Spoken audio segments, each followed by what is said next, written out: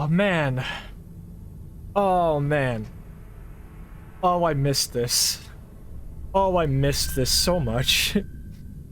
I missed this in ways that I don't think words could even hope to describe or put to paper or put to ears. I don't think there's a way to adequately explain the way it makes me feel. It's been a tough year. It's been a tough year. But I'm sitting here, and I'm giving it another go, and I'm doing my fucking best out here. It's been a lot of long walks at night. It's been a lot of sitting here and hoping things could get better. It's been a lot of fighting and clawing and doing everything I fucking can to make things better. For the world outside of me. For the world that... Fuck... Shit. Give me a second. Marcus, I know your messages aren't coming up. Send me like a whisper or something, and I'll get back to you about it, okay? But for now, I'm afraid there's like a moderation thing that's making your messages not show up. It's not a decision that I made. But I'm sorry. But it's been a really long time. And I mean, it hasn't really been that long, but, like, when I think about it, it's been the better part of almost a year since I was last really doing this, and it's going to take me some time to really get back into the swing of things. And I said that the last time I gave this a shot this summer, and things didn't pan out because things were still going bad, and for what it's worth, things are still very, very bumpy, and rocky, and fiery, and burning, but I'm trying my best to rise up through it as hard as I can, alright? I'm being a fucking phoenix tonight, and I don't want to be in this intro screen for too long, but I miss the fuck out of all of you, and I figured what better way to spend the night with y'all than playing one of my favorite little games that I just love to play as a means to blow off steam.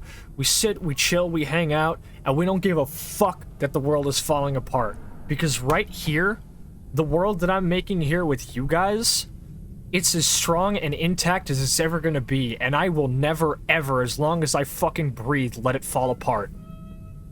I love you guys. So let's get into it then. Fuck. Alright. Good to see you guys. Why am I, there we go. Now, why is the now playing not showing up? It should, there we go. Too much sausage, a successful breakfast sausage company in the Northern Hemisphere. I tried that. Maybe that might be my first like food partnership. You don't know. I know I got plenty of people who are looking to taste the too much sausage.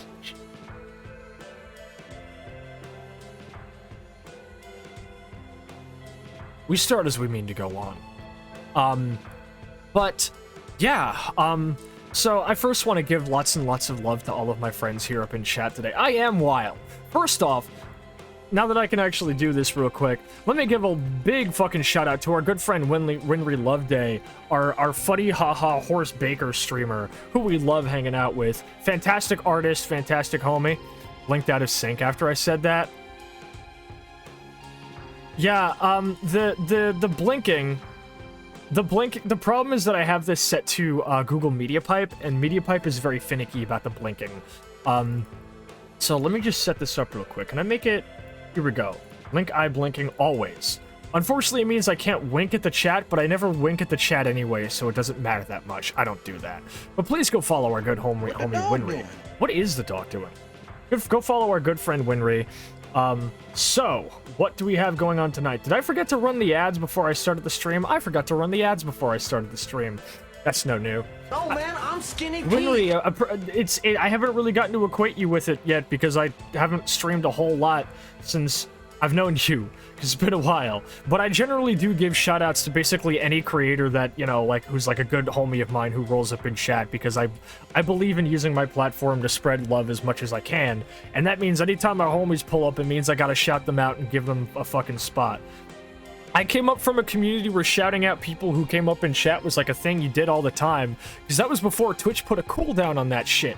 We did it every 30 fucking seconds if we could. I fucking fire these off like 5 at a time at the start of every stream. And I want to get back to that.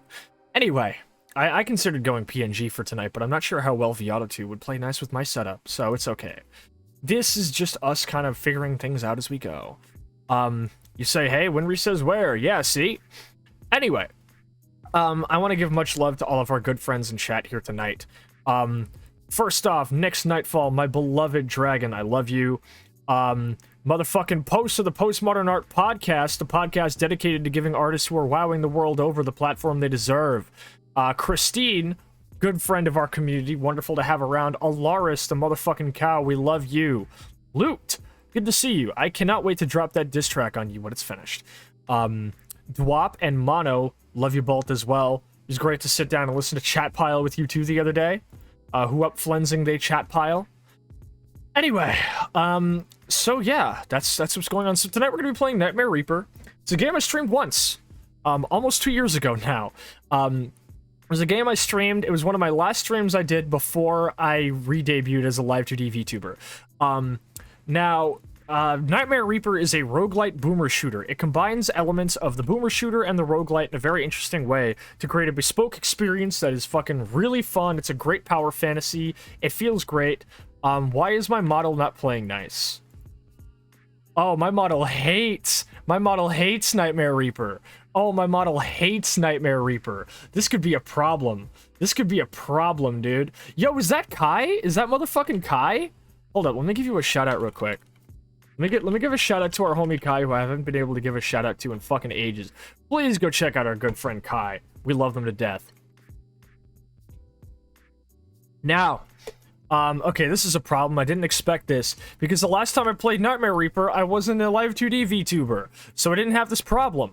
Let's see here. Let's see if playing its full screen works. Oh, yep. No, it doesn't actually. All right. So this is a problem. I may have to do PNG. I may have to do PNG tonight.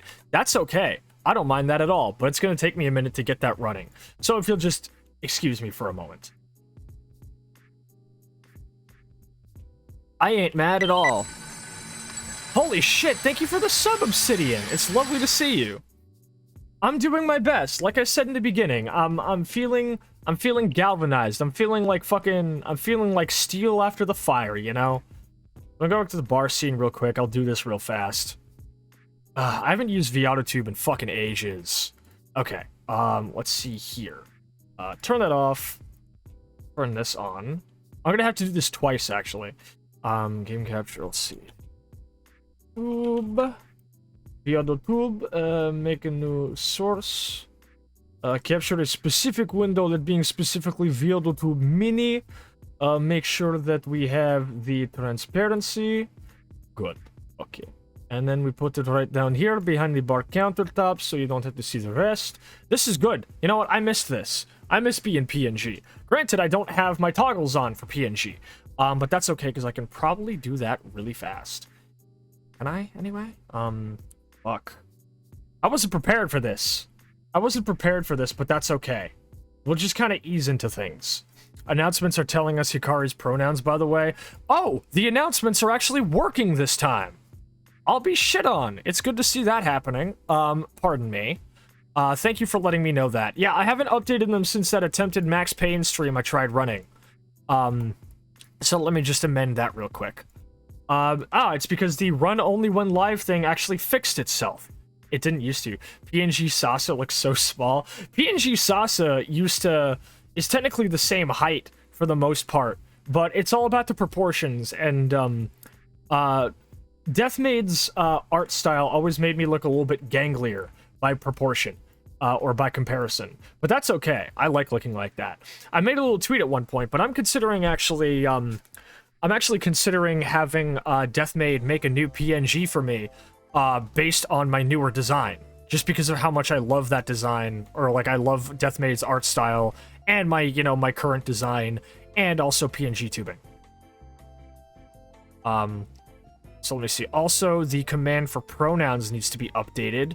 Co-host needs to be turned off because I don't have a co-host. I'm sorry, I should be doing this all before I go live, but like, can you blame me? I haven't been live in ages, and I kind of forgot my entire process here. Mod list, also turn that off. Let's see here. Do we have any timers I need to worry about here as well? Commands, links, etc. Should be okay. All right, yeah, we're good. We're okay. All right. Have a good lurk, Marcus. It's good to see you. Okay, now let's give it a shot, because I don't think I'm having any frame rate problems. I don't know why some games just really fucking hate that's another reason I'm planning on getting like another PNG model, is because some games really fucking hate live 2D. And I'll be honest with you guys. I'll be honest. Oh, I'm off center. I'm off center. Oh. Give me a sec. I'm just, where are you, girl? Move over. Move! How about now?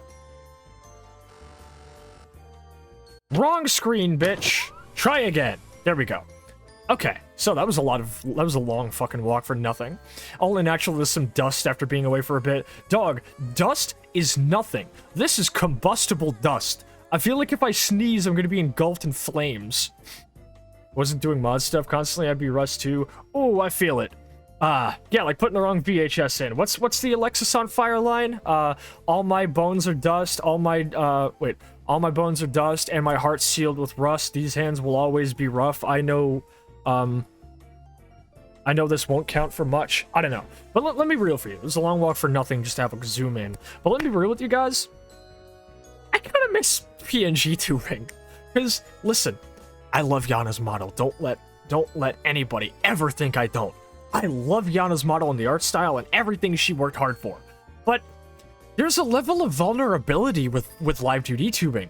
There's a level of, like, letting somebody into you that people don't really think about, because every aspect of your fucking facial expressions are caught. When you blink, when you open your mouth, anytime you're looking away, any of that. It's constant, and I'm gonna be honest, the first time I really kicked off a live 2D debut, I started to feel a creeping sense of agoraphobia start to envelop me, because I saw it was obviously I didn't have a face cam. I had plans originally to do a face cam when I was streaming, and good fucking thing I never did that. But I felt this sense of like overwhelming agoraphobia, like eyes and eyes and eyes and eyes and eyes on me, all over me. Like I couldn't get away from the feeling of being watched in like a way that was so completely all-encompassing that it made it feel very difficult for me to be relaxed. And I love live 2D tubing. I love it. I love the model. I love everything. And I really need to upgrade my GPU and get myself a nice iPhone so I can really do it a little bit better. Felt the room kind of thing. Almost, yeah. And it's just like, even when there aren't viewers, anytime I'm looking into my model's eyes and it's like, you're gorgeous. I love you. But like, sometimes I feel like she doesn't feel like me, and sometimes on top of that, again, it's like the level of like, chat can see where my eyes wander, chat can see when my head turns, chat can see if my smile turns to a frown. Maybe I don't want that, you know? PNG tubing, yeah, exactly, actually, just like Mono said, funnily enough, a mask. The way that a lot of bands will perform with masks on and shit. This feels like PNG tubing is like if I perform wearing like a Slipknot mask or something. And Mono's thing of literally giving their model a mask.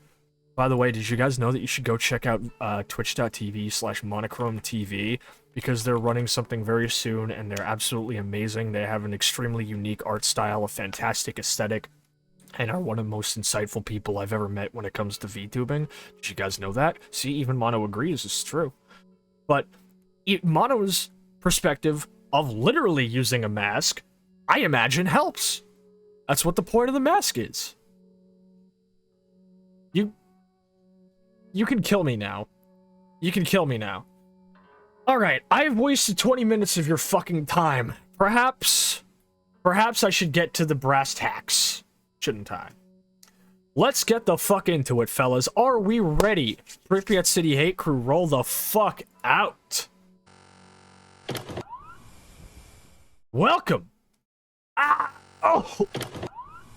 I forgot to add myself here as well. It's okay. It's from gray skies come blue, through darkness comes light, and I'll be known as the guru.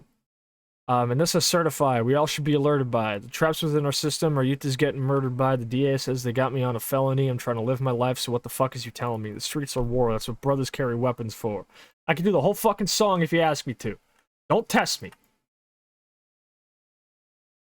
Okay, here we are.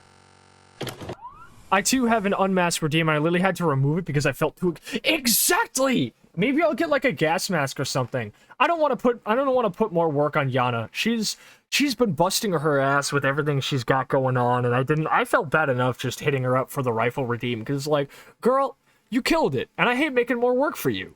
But gonna make more work for you though.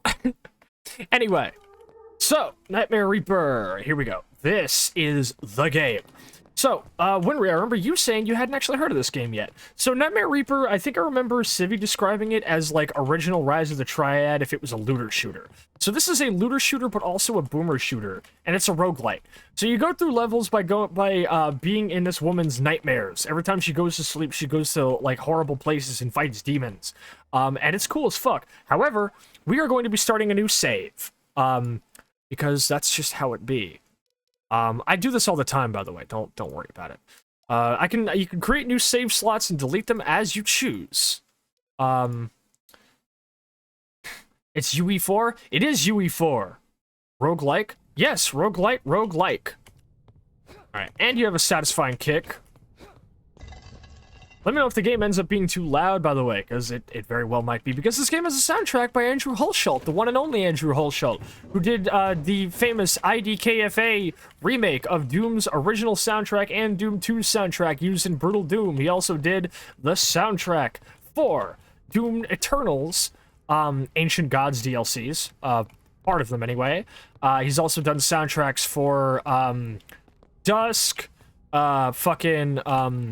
a Medieval, more games than I can possibly count on one hand. If you can name a boomer shooter, there's like a more than 50% chance that Andrew Hulshult is in it somewhere. So here we are. So he did some banging riffs on this one.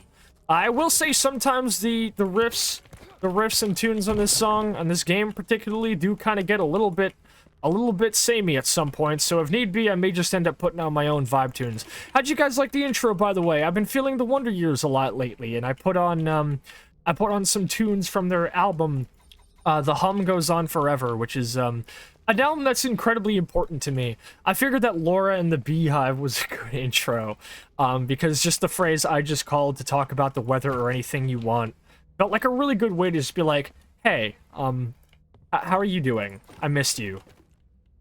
Why do you think I did that? Yeah, thank you. That and also Old Friends Like Lost Teeth, which is a powerful fucking song. And as soon as I heard the finale of the album, You're the Reason I Don't Want the World to End. Because let's be real, that's how I feel about a lot of things right now. Because the world is scary, but for some reason, there's like an Enter Shikari bar I can quote for this. Even when cities are burning, I feel our strength returning. And that's how I feel right now. I went to work the other day and I put on the Spark, and for the first time I felt that shiver up in my bones. It felt like, you know when your arm falls asleep and you have to sit back up again, and like, you feel the blood pump back into it and you're like, That was how I felt. But for my soul, and surprisingly good. Like, it was like feeling all the blood pumping back into my soul again. If any of you makes a joke about fucking erections, I'm gonna kill you. Andrew Hulshult also did Rot Remake soundtrack, which is the best thing about the game. Yeah, it's so funny because back then, when that was like the closest thing to like a retro FPS throwback we had, we were like, oh, it's so good. And nowadays we're like, oh, it was fucking terrible, but like, it was important. And the first thing to do something great, or be the start of something great, is often kind of terrible once you look at it after you've been spoiled by everything it's inspired. But for fuck's sake, we can't overlook it. It was revolutionary. Oh, that sound is so Blood 1. I appreciate the minimap this game has, by the way. So we're here in the fucking intro sequence.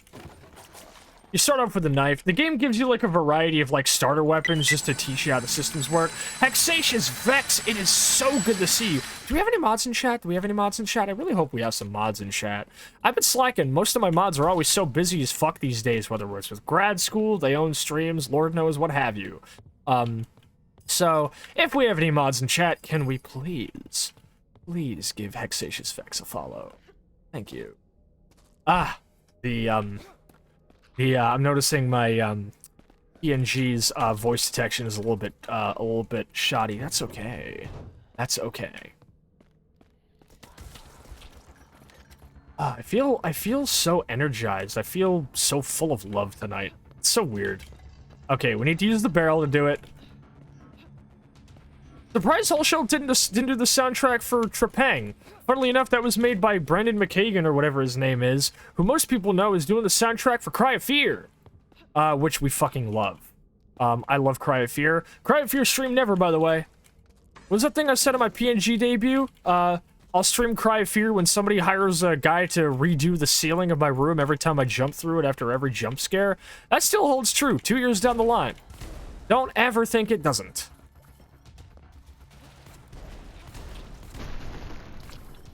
Bitch! I like the grenade launcher in this game. It's fun. Yeah, see, like, a lot of the riffs in this game just kind of boil down to these, like, standard kind of, like, doom metal-ish, like, chugging or whatever. It's cool, but it's like, I don't know. I made a tweet a good many months ago about how I feel like the, like, modern FPS music design, or sound design, or, like, modern FPS music approach is kind of at a little bit of, like, a crossroads right now.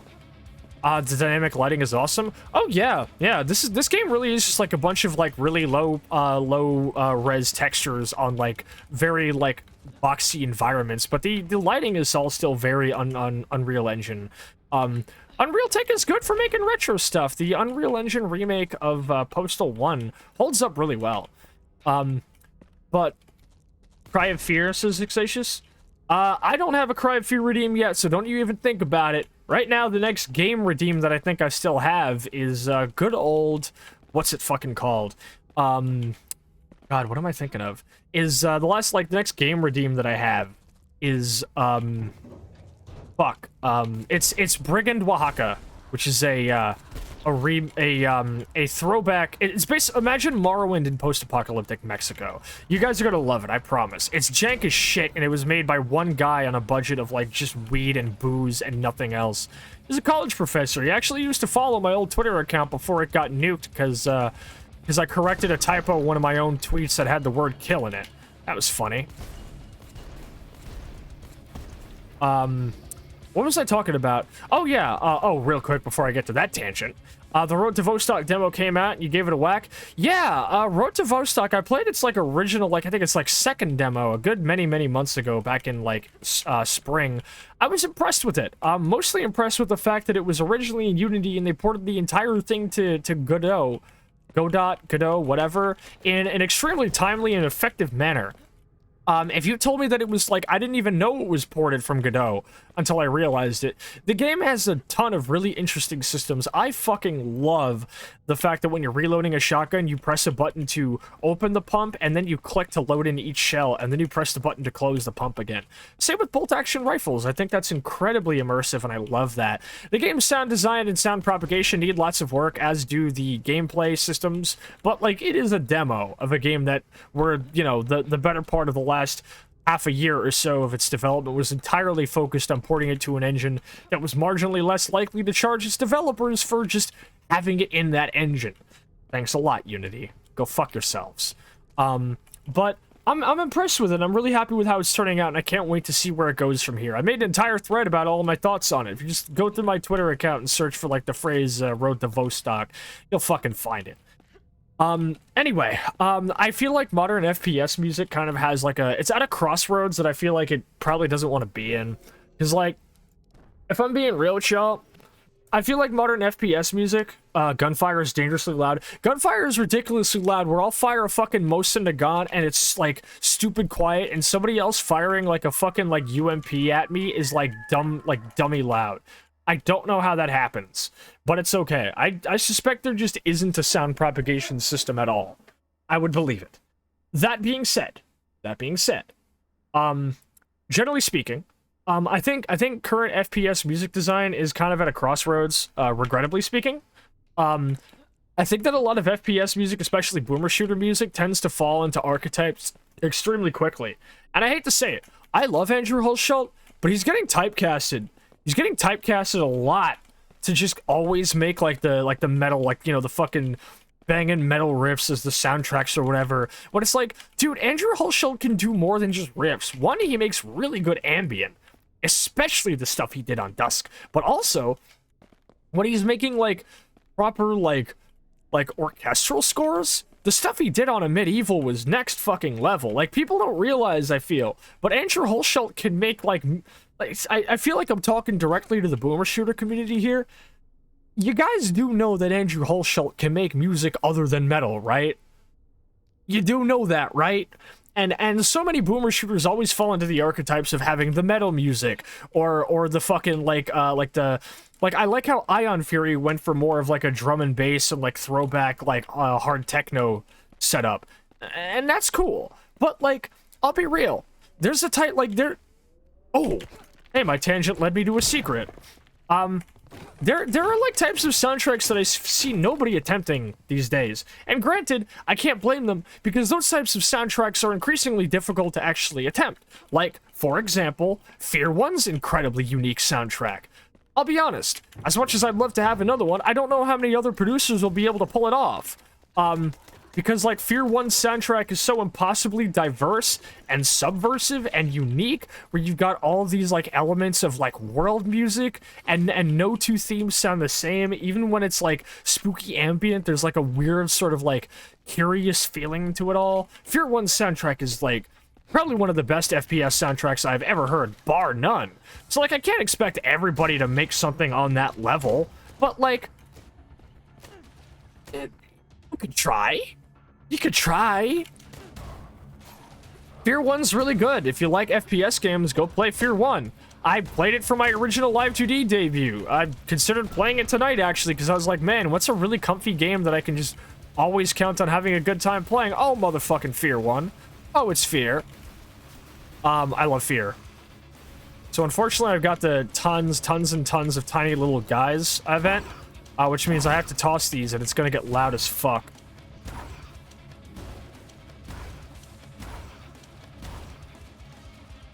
Anybody else? Any more takers? Alright, I think that's all of them. Yeah, Fear is so good. I really wish they made a sequel someday.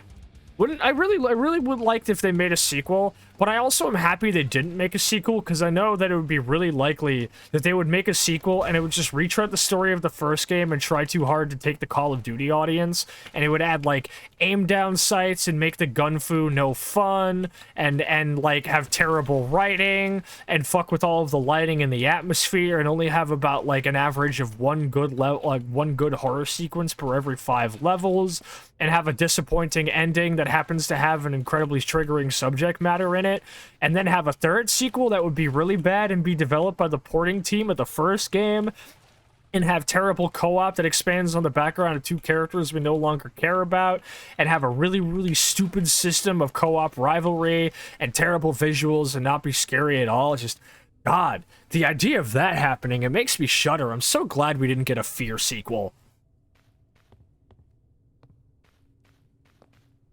And here I was worried I wasn't going to be able to talk like my old self on streams, you know? I was like, man, fucking old Sasha used to be able to talk so well on stream. What happened? Because I'm, like, sitting in Discord calls and I'm completely devoid of energy and nothing is, like, soaking into my brain. And it's like, I need stimulation, but not, like, overstimulation. I've become somewhat of a hermit lately, you know? I'm either just hanging in my own server, I'm hanging in, like, private servers with my homies these days. I'm not doing much. Because it gets to the point where I see, like, a channel with more than, like, 5 people in it. I'm like, oh, too many people. I'll come back another day. How do I get up there? If I had a grappling hook, I could. Does this shotgun have knockback? Oh, wait, it does. Hold up, wait. I wonder. Yeah, okay, watch this. Normally, I can't make this jump. This is a 1 block vertical jump for the beef type shit. But watch this, because watch. I can't make it. Normally, I can't make it. I can't. But I'm a smart maid, so peep this. You use the tools available to you.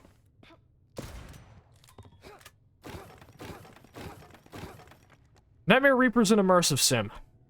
That was just a nightmare, thank God. Yeah, man, wouldn't it also be terrible if Condemned Criminal Origins got a fucking, sequel also that ruined everything that was interesting about its atmosphere and world and universe and backstory, and also had you fist fight your alcoholism demon? Man, wouldn't that be terrible? Man, it's a good thing that Monolith Software doesn't consistently keep making terrible fucking decisions about all of their IPs. And don't even tell me that it's only recently, okay? Because they've been doing this shit since Blood. Man, I really, really, really wish it was easier to play No One Lives Forever. Oh well, you can't have everything in the world. But you can come close by playing No One Lives Forever. Here in Parkour Civilization, nobody makes to jump for the beef.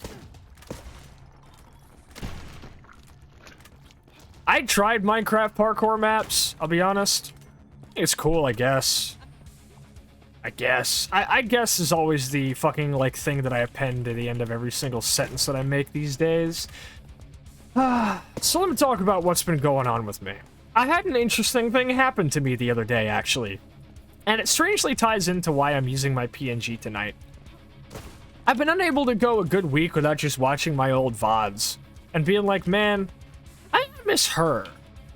I miss her. I miss the person I'm seeing in these VODs, both the model and how she looks, the person speaking, the passion she has for what she does. I miss it. I wonder where she went. And it was all about me just kind of saying, like, what happened? Where did she go? And I ended up writing a weird sort of little short story about, like, how much I kind of, like, felt like I wasn't in tune with the me of yesteryear. You know? Like, I wrote it in, like, the general sense was, like, I was sitting in a room, and the live 2D version of my character, who I associate with the me of 2023, and the PNG version of my character, who I associate with the me of 2022, were also in the room. But it was generally that I was basically just saying, for some reason, the 2022 me, she won't speak to me, she won't look at me. It was about how that sense of euphoria and belonging and, like, at-homeness I felt playing that character seemed to be gone. It was kind of like a lot like that Wonder Years song, Local Man Ruins Everything, where it's like, you know, he spent so long on the first album talking about how the fountain in Logan Square gave him hope when it turned on again for the first time. And then he opens up that song on their next album with "The Fountain Was Off, and this is the first time I've been back to the city in months." Talking about how an idea and concept and belief that once gave him power and made him feel happy no longer had that ability anymore. And that was how I felt about VTubing. I felt powerless and cornered, and like, the thing that I felt so happy doing now felt like it was trapping me in a corner, and the part of me that felt like she would literally fight tooth and nail to make a world that was both safe and fun to live in for everyone she loved just wouldn't look at me or speak to me. And I didn't know how to talk about that to anybody, so I made a short story about it. And what ended up happening, for the most part, was I just said to myself, okay, I had a realization. I had a realization that day. Because I looked at myself, and I said, Sasha, why do you want to still be that person? Why do you want to be her again? Because I'm gonna get into some pretty rough talk, but I basically had the realization of thinking to myself, wait a minute. The me of 2022 was probably the most depressed me that had ever existed. Legitimately. Like, she was engaging in so many self-destructive behaviors, many of which I don't think I can talk about without a TW, because she didn't plan on living for very long, and I associate that era of my life with having so much fun, because I didn't give a shit. I didn't care about what my future was, because I didn't plan on being around for very long. I considered myself to kind of just, oh hey, Rise of the Triad reference. We were just talking about Rise of the Triad. Here it is. Here's the coins. Here's the priest pudding, but I can't blow it up because I don't have any explosives. But yeah, it was like that. The me of 2022 was so impossibly self-destructive and didn't give a fuck about anything. Oh, you know, the me of 2022, PNG Sasha, she was having a great time because she literally didn't want to live for very long, and realizing that helped me go like, why do I want to still be that person? And instead it's, I fought so hard in 2023 to get out of that, to stop being that person. I clawed my way out of that person. And by the end of 2023, for some reason, because the powers that be had made it so difficult to enjoy the things that I loved, I was then instead clawing back in. I was trying to wear her skin again because it felt at least some degree of comfort, and I couldn't be like that anymore. So as I was taking all of these nighttime walks and listening to the Wonder Years again, like I used to do all the time in 2022, where I was so sad because I felt like I had finally found a world of people that I love to be around and things I love to do, and it felt like I didn't have very long left, and I inevitably was gonna have to leave it behind at some point. And that dissipated, and I grew to truly appreciate and be happy with what I had. And then it was taken from me anyway. So I started wishing I could go back to it. So as I was taking these nighttime walks and listening to the Wonder Years and fucking sobbing myself until I couldn't breathe through my fucking nose on the way back home, and wishing on every falling star that I saw, it was like, what's the point? What's the point of all of this? Who says that I can't just have all of this again if I just fight harder? So I did. I started doing everything I could to have it back, you know? I started, you know, booking appointments for my fucking health. I've got a fucking endoscopy appointment happening in November to figure out what's going on with my stomach. I've got PT to help my jaw get fixed up so my ears aren't acting up and being weird. You know, I'm doing all of these things, and I've busted my ass to make my internet be good again. And thankfully, things are getting better, and if things aren't, then I still have plans to fix them. Knock on wood, pray for me, and let's hope it stays this way. But, like, I can't sit here and spend, like, 30 to 40 minutes before every stream with a pit in my fucking stomach and just not being able to bring myself to press the button to go live. I can't spend every stream with my eyes wandering over to the fucking bitrate thing, waiting for it to turn red. I can't spend every stream looking at the character that plays me on screen and say, why can't you be like the other one was? I can't do that. And it's not healthy for me. It's not healthy for me to do everything that I can in my power to try to intentionally slide back into the unhealthy mindsets and behavioral patterns that I was exhibiting back in 2022. The things that I worked so hard to leave behind because I knew they were going to put me in a fucking early grave. I can't do that. I can't do that. There are people in my life who I can't just leave behind. There are things in my life I can't just leave behind. Things I still want to do. People I still want to see and talk to in lives I still want to be a part of no matter what. You know? And... fuck, is this getting too heavy for a first stream back?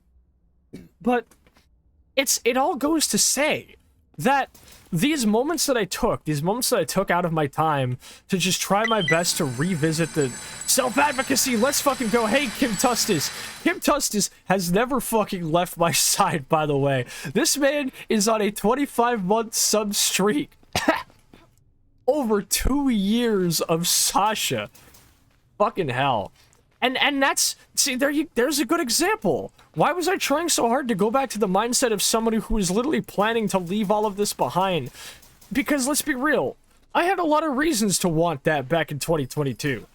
None of them were reasons that were justified or reasons that would make it okay to want that, but they were reasons to me. And a lot of them are reasons that are, at this point, like, very much kind of resolved. Like I don't have that dysphoria anymore because I'm, like, again, ironically, that dysphoria started to creep back into my life again because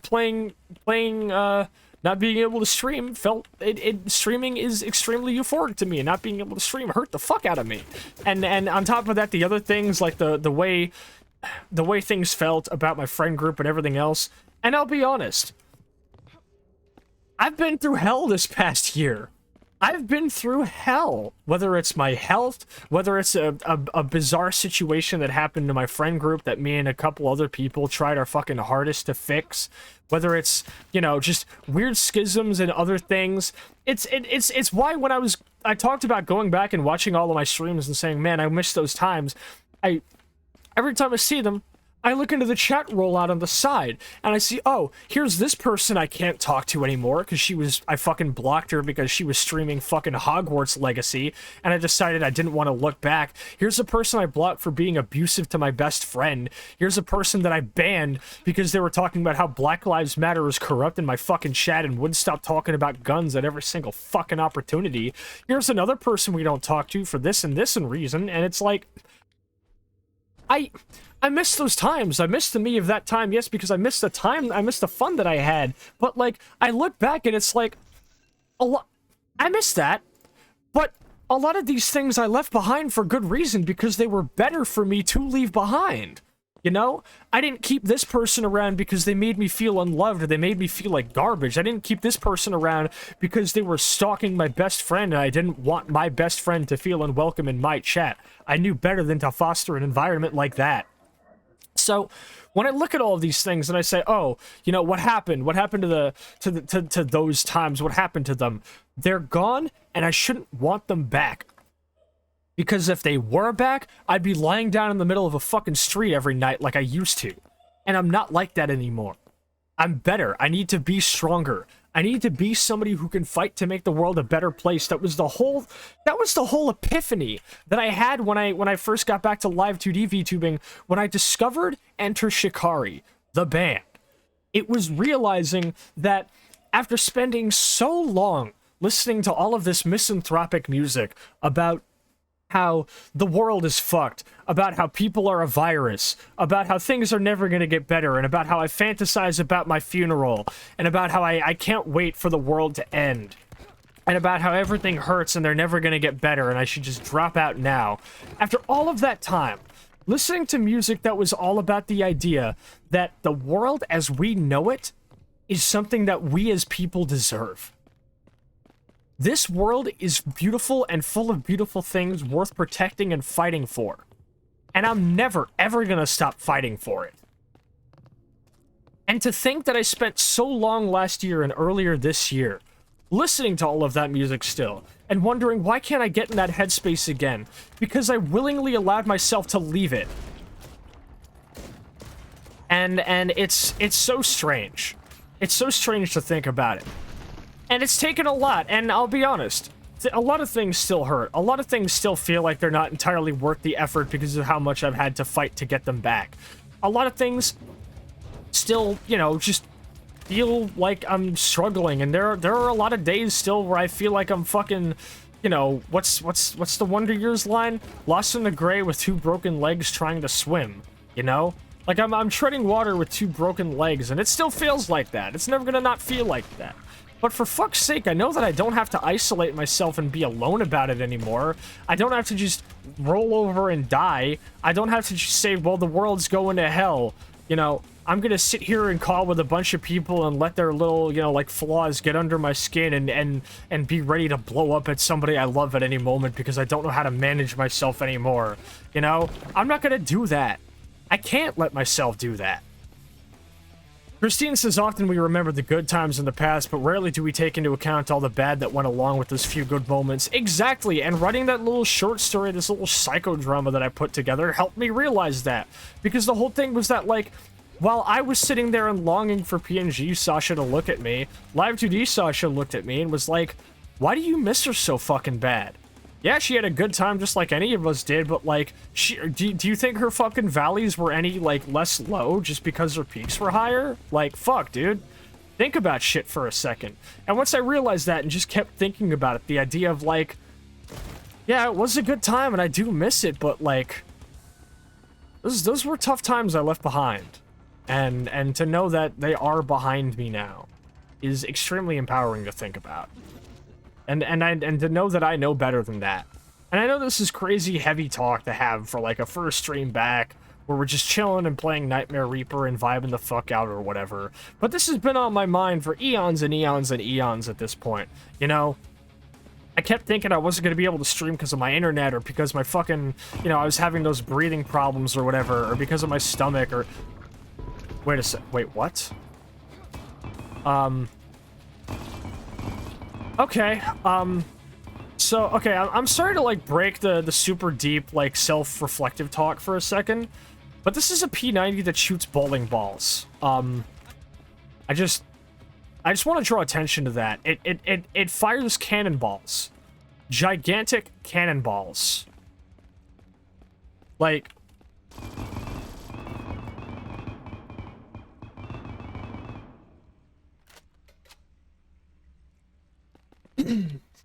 So suffice to say, yeah, I've been through hell. This maid's been through hell, and I've fought tooth and nail to make my life and my environment around me worth living in again. And I think that time and effort has been well spent. And I don't give a fuck what happens.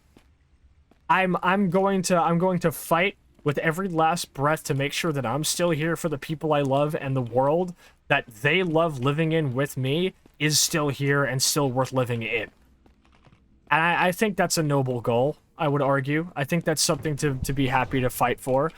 Actually, Miami, it is good to see you. Good timing joining in on the Cannonball P90. How are you doing tonight, good homie? It is good to finally see you in my chat. Because you've been following me on Twitch for a while, and you haven't, or Twitter especially, and you haven't been able to catch a stream because they haven't been happening for reasons I've spent the better part of most of tonight talking about. How are you doing? How are you doing? It's good to see you. Good to see you. A puzzle box? I don't want to use the puzzle boxes. I still need to watch Hellraiser. I haven't really been able to indulge in a lot of Clive Barker fiction. I really should. Clive Barker's cool, but, God, he's, fuck. Lucky! Mapno! Good to fucking see ya.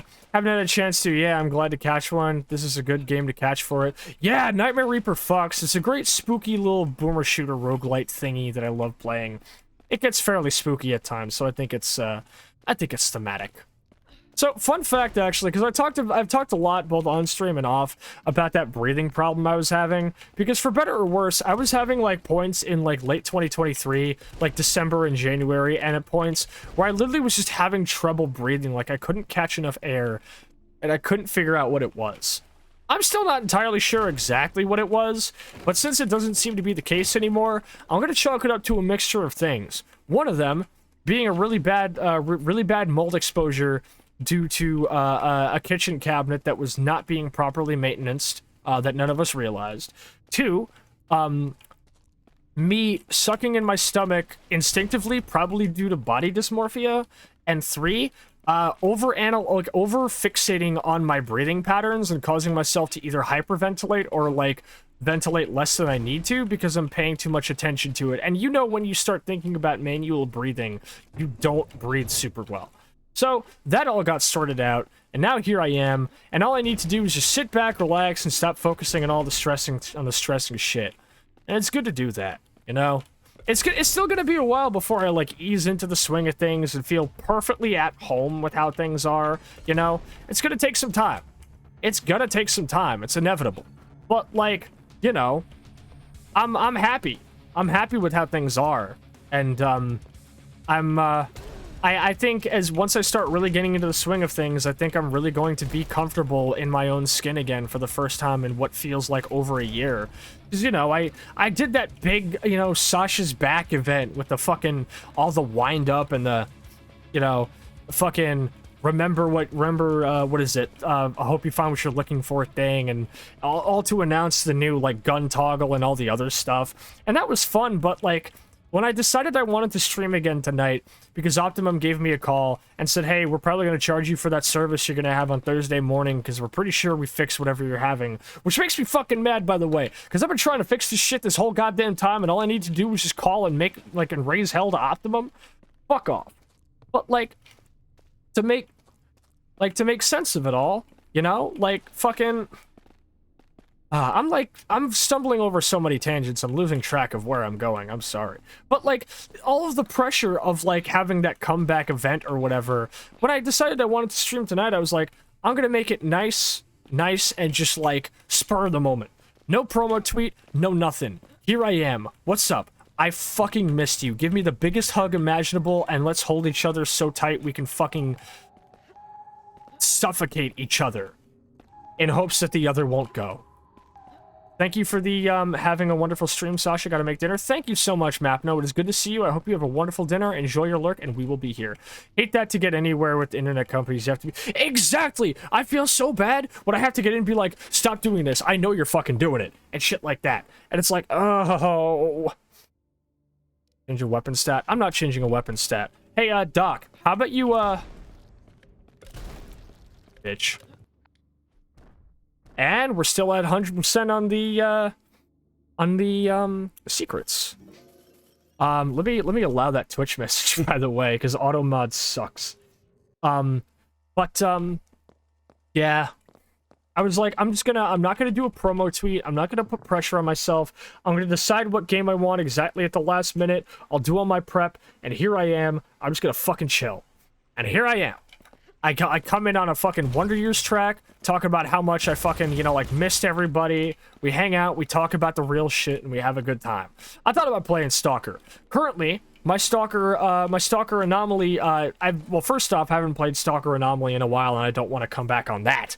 But also, because, like, Anomaly is really stressful. I could play EFP, but my EFP actually is currently in a weird soft lock, crashing every stream, like crashing every time I load my most recent save situation, because a weapon reposition and scopes retexture mod I'm using is currently has a single weapon with a single scope that is broken, and that weapon and scope is equipped by an NPC in an area I have to go to because it's my hub area, and it's causing my game to crash every time I load the save.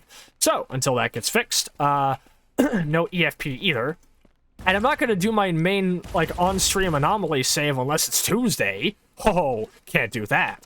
So I ran it up to a thing of either I play Shadow of Chernobyl and chill the fuck out, I play COD 4 and chill the fuck out, or I play Nightmare Reaper and I chill the fuck out.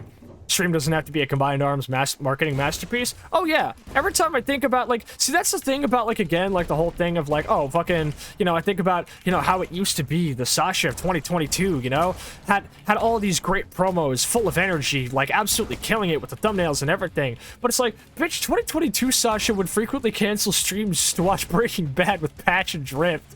Like, that professionalism standard that I hold myself so highly to didn't start until I started becoming a live 2D VTuber. Lord knows. I burnt myself out quick doing that. Like, having to have, like, a weekly schedule that I posted every Monday. Here's the games I'm going to stream this week, you know? Here's this and this and this and this and this. And, I'm gonna make the fucking super in-depth thumbnails, and I'm gonna make sure all of my streams are all booked in advance, and everything's gonna run like clockwork. And then after I, like, just was like, dude, I gotta take a fucking break. I gotta take a fucking break, dude. I can't do this shit anymore. It's like, man... Like, I was like, oh, but all my friends are posting the weekly schedules, and I gotta do this, and this, and this, and this, and I gotta make sure I'm giving them, like, you know, the seal of Sasha quality, you know? It was like, I didn't give a shit. Like, the main thing that mattered to me was making sure that other people were getting that seal of quality. If my tech was hackneyed as fuck, I didn't care. As long as chat was getting a good experience, that was all that mattered. But, unfortunately... my tech being hackneyed constantly caused chat to not have a good experience. And anytime it was like, oh, chat's, like, not gonna have a good time because of this and this and this, and I'm not having a good fun. And it was like, you know, fucking, like... It was like, so funny, because, like, every time it's like, I'd be like, oh, I'm sorry about these technical difficulties on stream. Chatters and friends would be like, what are you talking about? We didn't notice anything. We didn't have a problem. And I'm like, well, shit, okay. Ooh, that was a good barrel toss. So, it's, like, so funny how we put ourselves up to these ridiculous standards as people and what we do, you know? And then you think about it, like, all the way at the long run, and you're like, wow, that's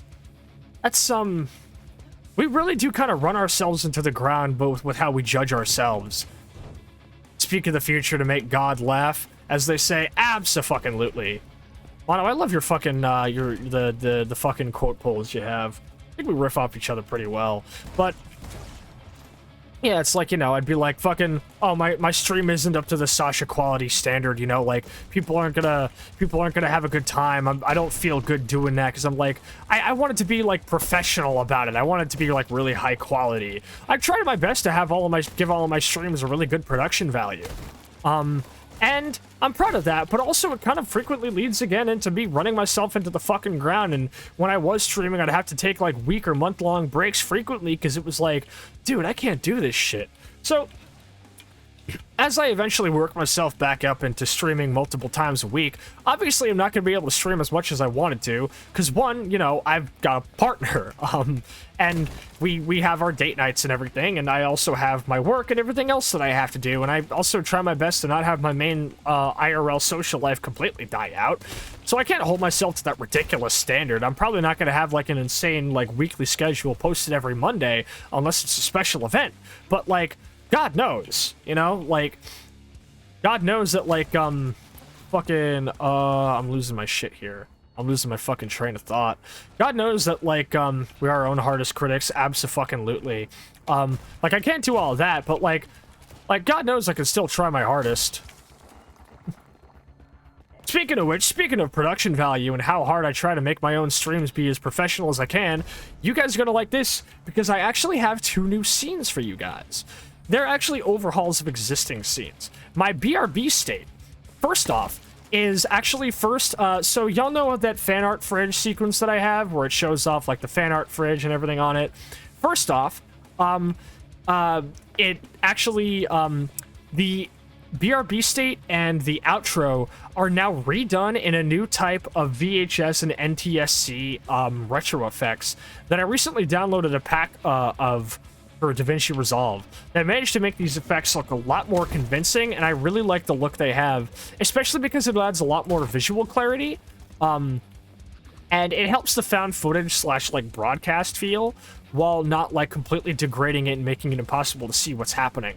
So the BRB state and outro state have, like, upgraded VHS looks that have increased clarity, which are great to see, but also, not for nothing, but the BRB state now has 2 additional screens. One of them advertises a new thing that I'm working on that is kind of a pretty open secret with most of my friend groups, because I've been talking about it a lot, but it is technically still a secret because I'm not announcing yet what it is, but you're all just gonna have to wait and see for when I do decide to announce it, with the first pass at it, which I'm still working on because I'm having to engage in a fair bit of writing for it.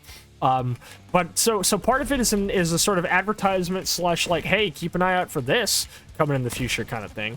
But also, I've updated my BRB screen to also cut to a merch spread, a merch ad that shows off, like, a little spread of all the t-shirts and other shit that I have, and saying, hey, did you know you can get this from here? And also talking about how there's currently a 50% off or a 20% off sale for all long sleeves and hoodies on my merch site, because it's fall and winter.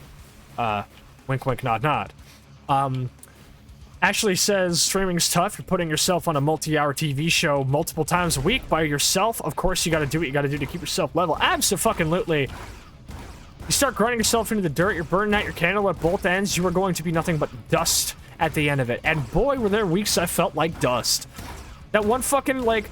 It's why some of my most, like, serene weeks and times back when I was PNG Sasha were primarily because I was, like... when I was taking breaks. Like, one of the fondest memories of my life, funnily enough, was when I had COVID, actually. Because it was like a week in the summer of 2022. I said, sorry, dog, I got COVID. I'm not fucking streaming. I'm not fucking streaming. I still appeared on a collab with Spiral, but, you know, that's just what it is. But it was like, I got COVID, I'm not streaming. So I was starting to feel a little bit burnt out by all that, and then I took a break and I felt great. And I get on a stream, like, I stopped streaming, and I spent the entire week in my room, quarantined, playing, with, like, 5 days paid sick leave from my fucking coffee shop job, in my room, holed up quarantine, getting delivery and takeout, playing fucking Monster Hunter Rise with Rocco and all my friends. Thank you for the lurk, Kai. It is wonderful to... Ooh, voice cracking. It is wonderful to see you tonight. I hope you have a wonderful lurk, and I can't wait to hang out with you again. But yeah, one of the fondest weeks of my streaming career was a week-long break I took because I had COVID. Because I spent it all just playing fucking, Monster Hunter and listening to the fucking Wonder Years and acting like nothing fucking mattered. It's like, man, I'm probably gonna survive this, but in the event that I don't, at least I'm gonna die having a good time. All the stream needs to be is just adding everyone and saying streaming. It also helps to have a mic, I guess. I don't know. Yeah. Like... I don't know how to talk about this. I think it's better if I talk about, like, weird, like, toxic elements of my personality if I recognize that they are toxic and I, you know, like, have been doing my best to not exhibit that behavior no more. But, like, to say nothing of it, I actually had a point where I was starting to get, like, sick in my stomach every time I saw a friend's, like, Twitch notification or going live post. Because I felt so jealous. I was like, oh, they're streaming. I'm not. I don't know what to do. And then it was like, it eventually, when I started to get that fire back in my gut, it was, they're streaming. And I can too. I just gotta work at it. You know? I gotta get medicated. I gotta get down there into my fucking basement, switch out all the fucking coaxials, switch out the modem, switch out the router, switch out the fucking splitter, make those calls to my ISP, make those calls to my doctors, get in there, be proactive, work at it. And I cannot stress how important the presence of my partner has been to me in being that positive influence to help push me to do that. Because it was like, I can't just be, like, coming home from work sad and crying and holding a stuffed animal and listening to The Spark by Enter Shikari every single fucking day because of how things are. I can't be out here having, like, emotional meltdowns every single day and asking my partner to, you know, like, can I have, like, a hug? Can we spend the day doing this? Because I'm not feeling good. Instead, it's, no. I had a relationship at one point where my partner was doing that to me and I was doing that to my partner. And I said, I can't do that. I can't be that person who wants all of, like, the emotional support but never wants to actually put in the work. So I said, fuck it, I'm making the calls, I'm getting on these fucking meds, I'm doing this, I'm doing this, I'm gonna fight. And knowing, it wasn't even the results that came of that fight for change that I think really gave me the inspiration and the strength to get back up again. It was knowing that I was fighting for change at all that helped, you know? It was, I don't care if it ends up working out or not, because if it doesn't, then I did all I could. But if I don't do anything, then who is to blame but me for things not getting better, you know? Who can I look at and say, you're the reason this didn't get better? I can't just walk out at night every single night and wish on a falling star and just expect things to get better. No. I have to work. And knowing, and it was like, it felt really good to go to my partner and say, hey, I did this and this today, and I'm really proud of myself, and I'm happy with how things are going. And sending Nick a message and saying, hey, I got this appointment booked, and I'm going in, and I'm excited, and I can't wait for this, you know, to get better or whatever. You know, like, that was what really put a smile on my face and put hope in my heart and made me realize that things could get better as long as I put my fucking mind to it. As long as I put my mind to it. And, you know, and it was like, it feels so good. Because y'all know that I'm somebody who, as much as I get, like, a lot of stuff from friends because I try my best to be humble when I can. I try my best to, whenever I get compliments, to kind of turn around and even it out, you know? And I try my best to spread the love, and if like, I'm being self-aggrandizing, I reel it in. But I'm still somebody who does stuff for bragging rights sometimes because that feels good. And I'll be honest, I think the biggest motivator for me putting in that fucking effort to finally start making positive change in my life, to start talking with friends about finally moving out into someplace new, to start doing all of these things, came originally from realizing how nice it felt to be proud of talking about it, you know? To say, nobody saved me but me. My partner didn't save me, my friends didn't save me, my family didn't save me, nobody did. I did. That was me. It was me. I had to be the one to fucking put my nose to the grindstone. I had to fucking put in the work. I had to put my foot down and say, I can't live like this anymore. I'm gonna make things better if it kills me. It was me that did that. And nothing felt so fucking satisfying like saying that about myself and realizing that I didn't need to be doing good to be proud of myself. I just knew that I had to be trying. I just knew that there had to be some progress. I didn't need to be perfectly cured of my shortness of breath and my abdominal pain the next day to be proud. You know? I just knew that I had to be making the phone call and having that appointment that next week and going into my job and saying, train me on this so I can start putting my degree to use. And saying, hey, here's where we're at right now. Are you going to transfer me or not?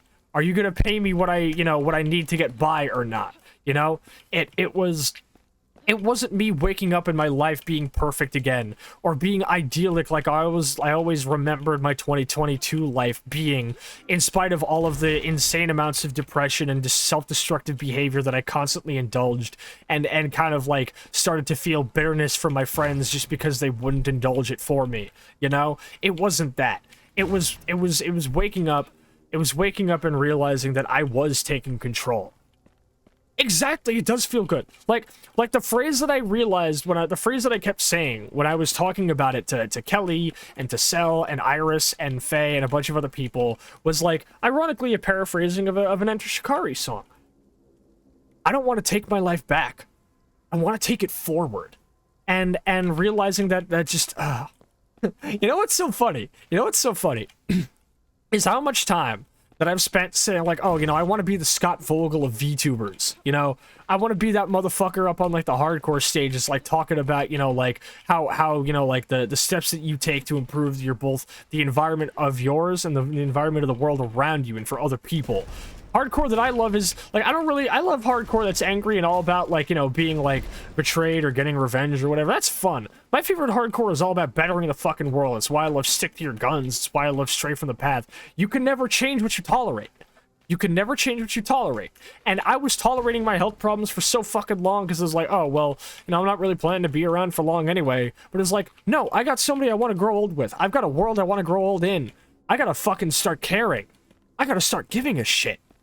And I did. So it's funny that I'm sitting up here, you know, I've spent so long being like, man, I want to be the trans femme VTuber Scott Vogel. This is me doing that right now. This is me talking about how fucking hard I've been working to make my life better. You know? Because as much as it hurt when I had, like, I had somebody in my life tell me that I was kind of letting myself go a little bit. And it felt good to kind of, you know, be down to myself and say, oh, you know, I guess I am. That sucks. I really wish things could get better again. It was like, no, I am letting myself go. And I need to stop. So here's me, you know, here's me making good on those being the trans femme VTuber Scott Vogel vows. Because here I am doing exactly that. I want you guys to know that at any point, things can feel really fucking stressful and hopeless, and any day things can change and get worse. But that doesn't mean that you have to live in that worse world forever. And I know I'm quoting fucking songs left and right and center. But there's a Gideon song that I think perfectly exemplifies it. You've got it in you. I'm living proof, motherfucker. You want proof that just putting your mind to it and trying your hardest to make life better, it's not gonna fix things perfectly. You're not gonna be a new person the next day. Life isn't gonna become completely without adversity. But god damn it, it can get better if you just work for it. It'll take time, but it will. So just, you know, keep that in mind. Keep that in mind. Alright? I want you guys to know that I love each and every one of you. And I don't think I could have been able to rise up again without the support of all of you. I just want you to know that. Thank you for the canteen sip, by the way. I'm getting parched. I'm getting parched with all the Scott Vogel talk.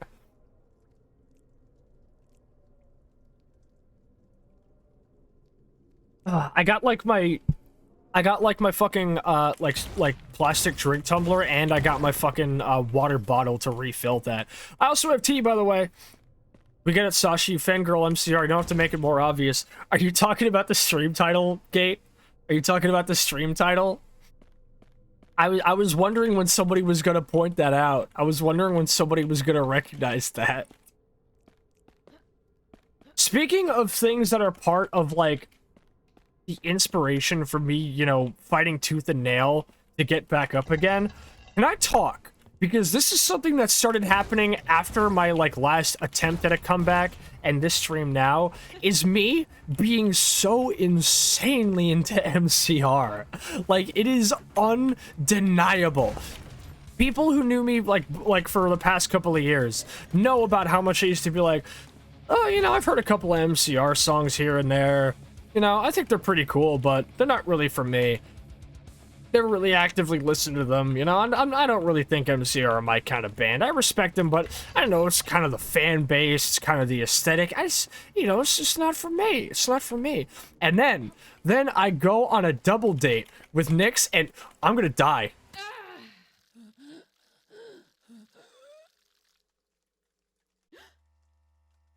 Well, there's no room in this hell and there's no room in the next.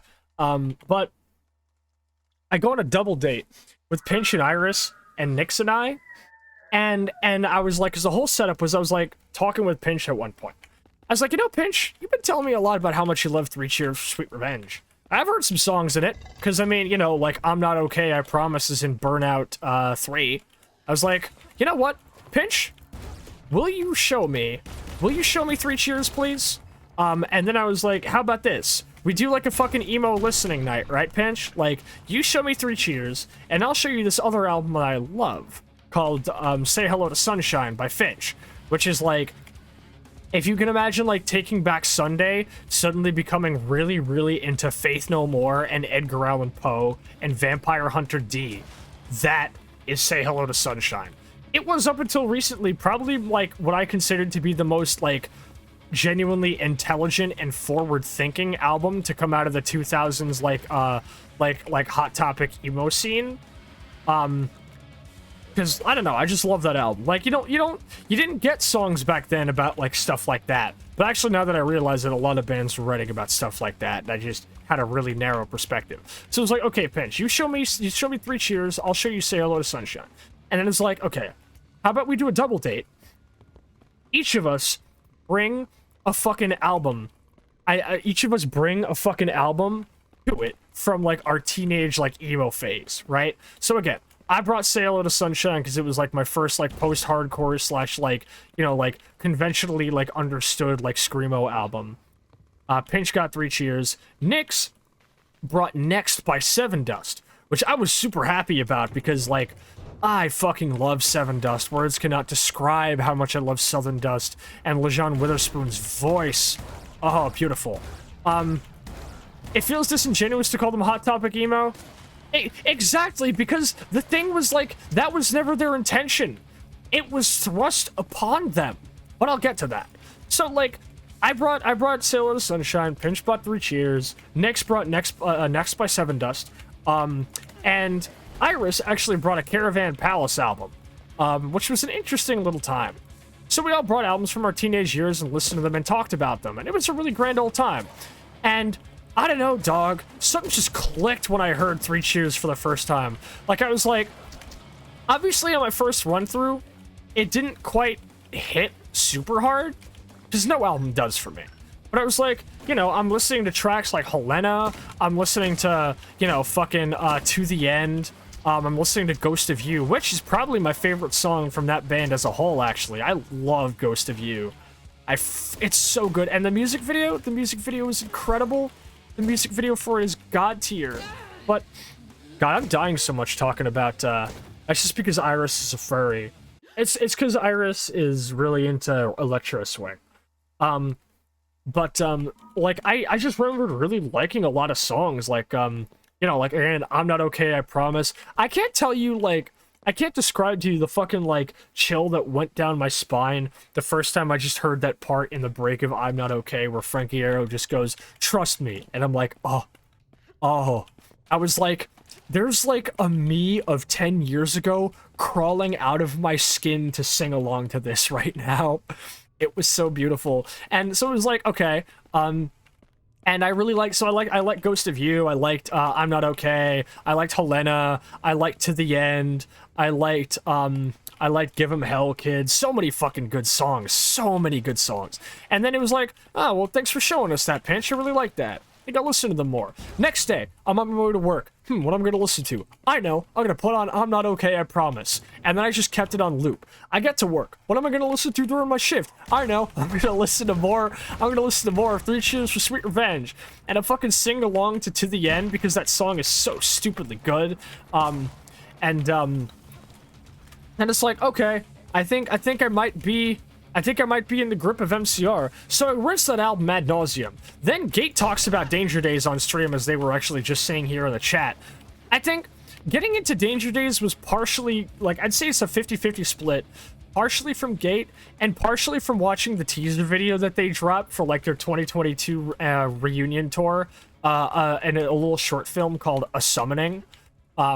where part of it is like this guy doing like a ritual to summon MCR, and he gets transported to different worlds that are all based on their albums.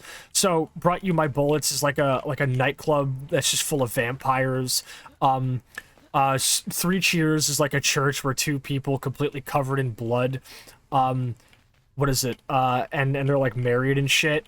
But Danger Days is him like falling out of a fucking car and just seeing like, cause like once I learned what Danger Days was really about and learning that Danger Days had a shit ton of like Mad Max 1 vibes, like let's be real, Danger Days is probably like the closest we're ever gonna get to a concept album just about the original Mad Max film. And seeing the car that has like, what is it, Look Alive Sunshine on it, and hearing fucking Dr. Death-defying go, Killjoys, make some noise. I'm like, oh, I need to listen to this album. And as soon as I went to work one day and decided to put on Danger Days, and as I just let the intro from Dr. Death-defying ring out, as soon as he says Killjoys make some noise, I immediately slam the gear into fucking forward, and I just peel out of my fucking driveway, and I'm like, I'm in heaven right now. I'm in fucking heaven, dude. This is so cool. And I spent the whole day listening to that album, and I couldn't get enough of Danger Days. I was like, man, I spent so long outside of the MCR fanbase being told by people in the fanbase that Danger Days was terrible. I was like, man, I don't know how excited I can be for this album, but I'm gonna give it a shot. And then I listened to it and I'm like, what the fuck were people talking about? This album is bad? What? This album is incredible, dude. It's fucking MCR made an Arctic Monkeys album, and it's probably my favorite thing they've ever made. It's so good. It's so good. I'm like, I sound like I'm crying talking about this, but I just got the biggest smile on my face talking about MCR. And it's like, fuck. So and obviously, like, there are a lot of songs that still make me really emotional on that album. Like, fuck, I listened to, like, The Only Hope for Me Is You. And I like, you know, obviously listening to songs like that and Bulletproof Heart, of course I think about my partner, because I had a little, like, saccharine conversation with Nix at one point where it was like, man, it feels good for, like, the first time in a very long time to listen to a love song and actually have somebody in my mind when I sing along to it, you know? It's nice. It's cheesy, but it's nice. So I really liked a lot of the love songs, but, like, Kids of Yesterday really, really makes me emotional, and Scarecrow I actually can't listen to a whole lot, because like, the first day I really listened to it all the way through, I actually felt myself overcome by an inescapable feeling of, like, existential dread. And I mean, part for the chorus, because the song is about, like, is about nuclear holocaust, let's be real. But I fucking love Danger Days. Hold on, let me like put a pin in, like, my huge MCR talk to read chat messages. Cancer from Black Parade should not have been one of my emotional songs in middle school, but here we are. No, I'll get to Black Parade. I will get to Black Parade. People didn't like Danger Days because it wasn't the sappy emo rock they liked in Black Parade, and the teens didn't understand the art of the camp that they made for the album World Lore. Yeah, exactly. Like that, the fucking, the backstory was what sold me on Danger Days, and then I just loved the song of it. So I need y'all to keep this in mind. Order of listening to MCR albums. 3 Cheers, Danger Days. I listened to Black Parade last, and the reason is because even when I did get into MCR, I didn't really, I was like, I don't really know if I'm gonna like Black Parade, and I was like, Black Parade's like too theatrical, it's too Queen for me, and, you know, part for the chorus, I guess that's fair, you know? Like, I was like, I don't know, it doesn't really, like, sound like what I'm gonna enjoy. Like, I just don't think I'm gonna enjoy it. I think it's, like, too, like, rock opera-y. I'm not gonna fuck with it. So I saved it for last. Then I went to go listen to Brought You My Bullets, Brought You My Love, which I really liked. I thought it was a very, very solid, classic throwback emo album. Or, well, not throwback, because it was made during the era of, like, the original kind of, like, big late 90s, early 2000s scrams kind of, like, boom, you know? And part for the chorus, because the fucking album, Complete Enlightenment, is coming full circle and realizing the stuff you liked in middle school is actually dope as fuck. See, that happened years ago when I got back into Limp Bizkit. But as I told Ashley Miami on Twitter, for some reason, like, despite listening to all sorts of cringy shit, like Limp Bizkit, like The Used, like Hollywood Undead, for some reason I was always like, yeah, well, the stuff that I like is cool, and My Chemical Romance isn't cool. That's for, like, cringy teenage girls who write fan fiction. I was a cringy teenage egg who wrote fan fiction. Anyway, but yeah, it was like, for some reason, like, MCR, I always place on the other side of an arbitrary line. And so I listened to Brought You My Bullets, in part for the chorus. It was literally produced by Jeff Rickley of Thursday, who also has produced some of my favorite albums, one of them being Touche Amore's debut release, To the Beat of a Dead Horse. By the way, Touche Amore is dropping a new album tomorrow. Touche Amore is dropping a new album tomorrow, and I'm so fucking excited. Oh, I'm so excited. Oh, I can't wait to hear Spiral in a Straight Line. Fuck. So like, I liked Brought You My Bullets. There are actually a lot of songs on it that I think hit a little bit harder than I expected to. Headfirst for Halos hit me a lot harder than I expected it to. Because, I mean, like, apparently, according to the band, the song was kind of made as a joke. And it's a very happy song about, trigger warning. I mean, this is probably going to come because we're talking about MCR, but it's a happy song about suicide. And ironically, this song brought up a type of trauma that I didn't really realize that I had related to my own survivor's guilt related to losing somebody. Because the way the song ends on this excited woo reminded me of how the last time I saw this person, they actually had bounced back from seeming like really sad and lost and like feeling like there was no hope for them. They had bounced into feeling really elated, and they had a smile on their face, and they seemed really excited. And I was like, oh, that's awesome. I think they're like getting better, and things are looking up for them. I'm really happy for them. And then what happened. And the realization that, like, in my experience, you really have to worry about somebody when they are sounding extremely depressed and sad, and then they just out of nowhere look like the happiest they've ever been. If that happens to somebody in my life, I never take my eyes off that motherfucker until I'm sure that they're safe. And Headfirst for Halos ironically somehow brought that back to me and made me remember that. And it was weird, but it was like, it's a good song. But I like Brought You My Bullets, and also, you know, it's the album that sold me on watching the original Dawn of the Dead, which I watched with Nix, and we had a blast watching it. So I liked Brought You My Bullets. I don't have a whole lot to say about it, because obviously it's like very clearly like a debut effort of a band that was still kind of trying to find their footing. Who the fuck is Jeff Dunham? Jeff Dunham is the guy. He's the guy who had that one, like really racist Islamic, stereotype of, like, a terrorist puppet. And he did stand up with it, and he was, like, extremely unfunny. That's Jeff Dunham. I think. He's the racist conservative puppet comedian. Yeah, there we go. Brandon should only exist if you love Jeff Dunham Conham in your late 20s and early 30s. Yeah, or, like, South Park. But, not did. You're kidding me. You're kidding me. He still does it? Dude, it's been like 20 years. It's been like 20 years, dude. So, like, you know, I liked Brought You My Bullets. I don't have a whole lot to say about it, because it was, like, definitely a band still finding their footing. Because, I mean, like, Frankie Arrow was only actually on 2 songs of it, or he only wrote 2 songs on it. And also Gerard Way had an insanely bad toothache. But, like, it's still a really good album, and it's definitely up there in some of my, like, you know, like, 2000 Scrams favorites now. I really need to listen to more Thursday, especially since he was on a track with Vane FM a couple of years ago. That being said, what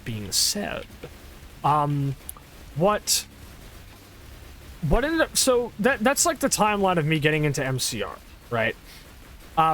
That's like the timeline of me getting into them, and I kept holding out on Black Parade.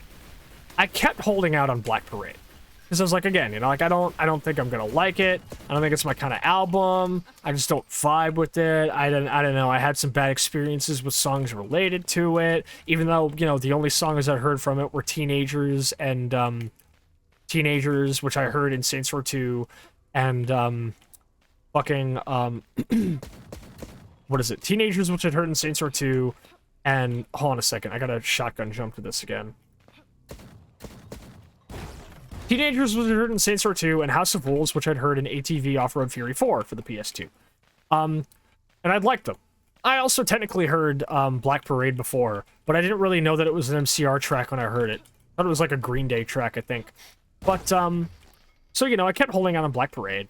Kept holding out, saying, man, it's just not for me. And then something changed. Because I watched the music video for Famous Last Words. Because I learned that it was, like, probably... They call it the darkest period in their career as a band, and I believe it because only one member of the band didn't get injured really fucking badly during the production of it. And also the guy who did the directing on it was probably extremely irresponsible. We'll get to that another time. So, you know, it was like an album that... It was like a song with a music video that actually was surprisingly dark in its background. But, like, something about that song rung so powerfully to me. It was like the bridge of fucking what is it, God, the bridge of Famous Last Words hit me so hard. Just the way Gerard belts out the phrase asleep or dead hit me so hard. And it was like, you know, this is a good song. This is a good song. And then I learned about the backstory of it. I learned that it was a song that he wrote to his brother because Mikey was considering leaving the band because the pressure of being in MCR while they were writing what they knew was probably going to be the biggest thing they'd ever made was too much to bear. He had, like, Mikey had so much going on, and he was genuinely getting extremely overpressured and depressed and considered leaving MCR. And Gerard wrote Famous Last Words as a song to hopefully, like, inspire Mikey Way to keep going, you know? And a lot of lines on it make a lot of sense when you hear that. You know, the phrase, I can't make you stay, but where's your heart? You know? And I know that there's nothing I can change, there's nothing I can say to change that part. And shit like that. And just, like, even just, like, the way he kind of reflects on, like, how he kind of ends up being the face of the band while, like, wanting the other members to be, like, more active as, like, faces of the band, you can tell. Because, like, what is it? So many bright lights, they cast a shadow, but can I speak? A love that's so demanding, I get so weak. Is it hard understanding? What is it? Is it hard understanding? I'm incomplete. A love that's so demanding, I get weak, or it's I can't speak. Anyway, I'm misreading the lyrics, but, like, it was heavy. And what ended up happening, because I'll get into also the emotional wreckage of cancer and to dead hurts when you're having a bad day. Oh, I'll get to that. I will get to, like proper how I felt about this album, but I gotta start somewhere. So, obviously, I listened to the Welcome to the Black Parade all the way through. I listened to, like, I watched the music video, and I'm like, impressive music video. Great song. Love it. Still don't know if I can get into the album. And then something changed. Because I had a really, really bad morning. I was feeling especially disgusted with myself and my place in life. And I was genuinely starting to have a lot of those really toxic and self-destructive thoughts that I talked about being kind of a hallmark of 2022 me. And then as I was driving to work, I said, I think I know a song that I need to listen to right now.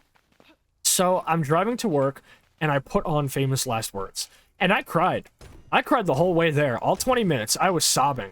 But when I got out of my car and stepped into the parking lot, I said to myself, maybe things don't have to end with me. And I clock into work, and I listened to the song again. And I listened to it again and again and again, and it's, before I know it, it's been like over an hour and a half has passed, and I've only been listening to Famous Last Words on loop. And I said, if this song is this powerful to me, but I haven't even heard the whole album, like, it's supposed to be the finale of the album. How's it gonna feel with the context of the album? So then I was like, you know what? That's it. I'm doing it. I'm listening to the Black Parade, and nothing's gonna stop me. So I put on the album, and I am immediately enamored with what I heard.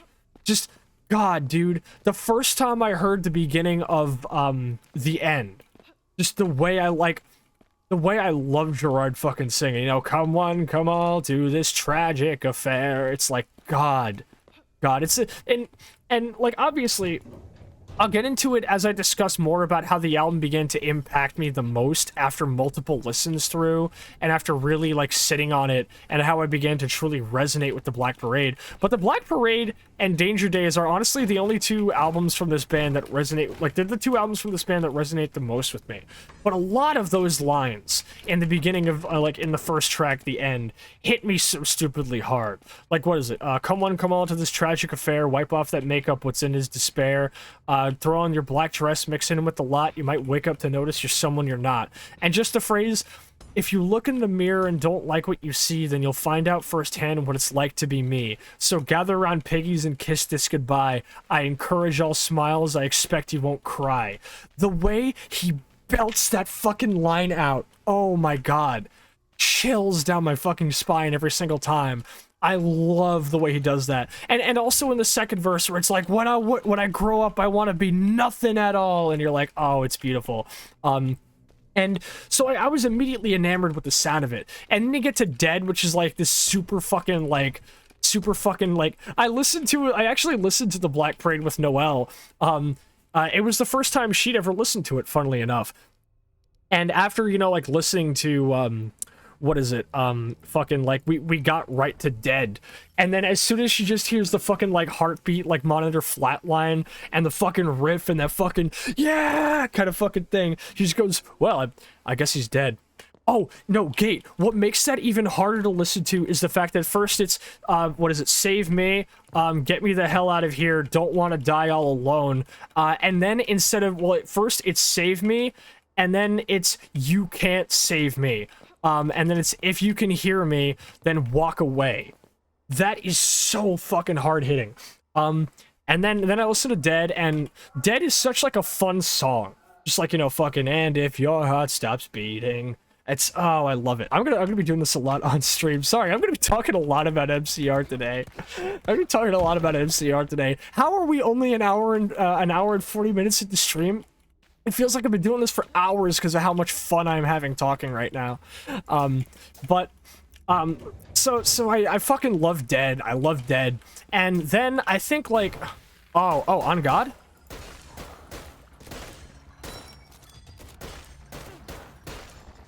Hold up.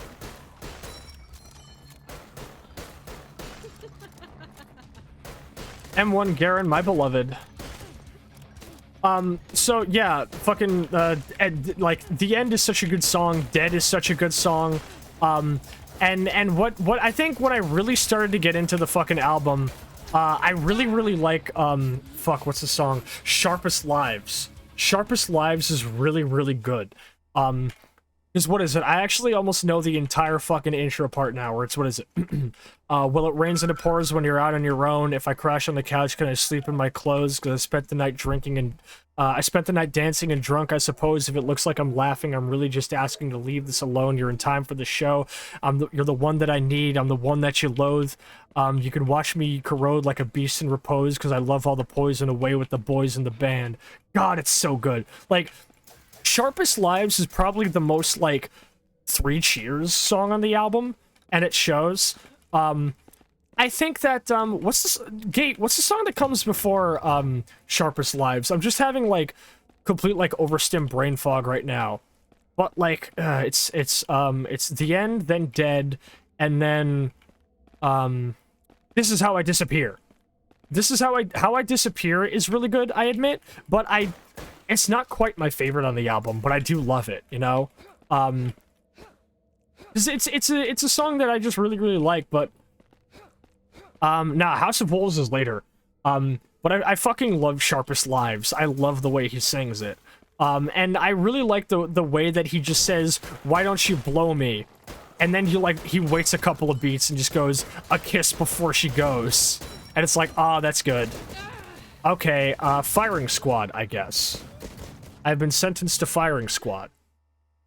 House of Wolves is after I Don't Love You. I Don't Love You is really good too. Okay, why did Twitch Automod withhold the term I don't love you?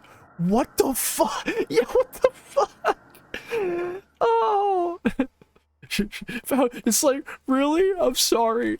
But, fuck. You know what? I need to do some upgrades, so I'll talk about this while playing Mario. That's wild. Yeah, I fucking love that. It fucking... Automod is exceedingly clingy. It doesn't like being told it isn't loved. But I fucking loved, Hidden Banger, Disenchanted. Oh, I'll get to it, because I'm going track by track.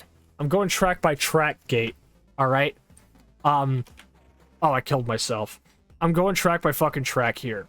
Where is this album? Where are you, my darling? I miss you. Oh, I miss you so. The Black Parade. Here we go.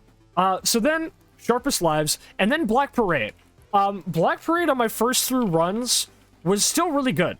Like, obviously the first time I watched the music video, I was like, oh, good song, but I don't really know if it's for me or whatever, right?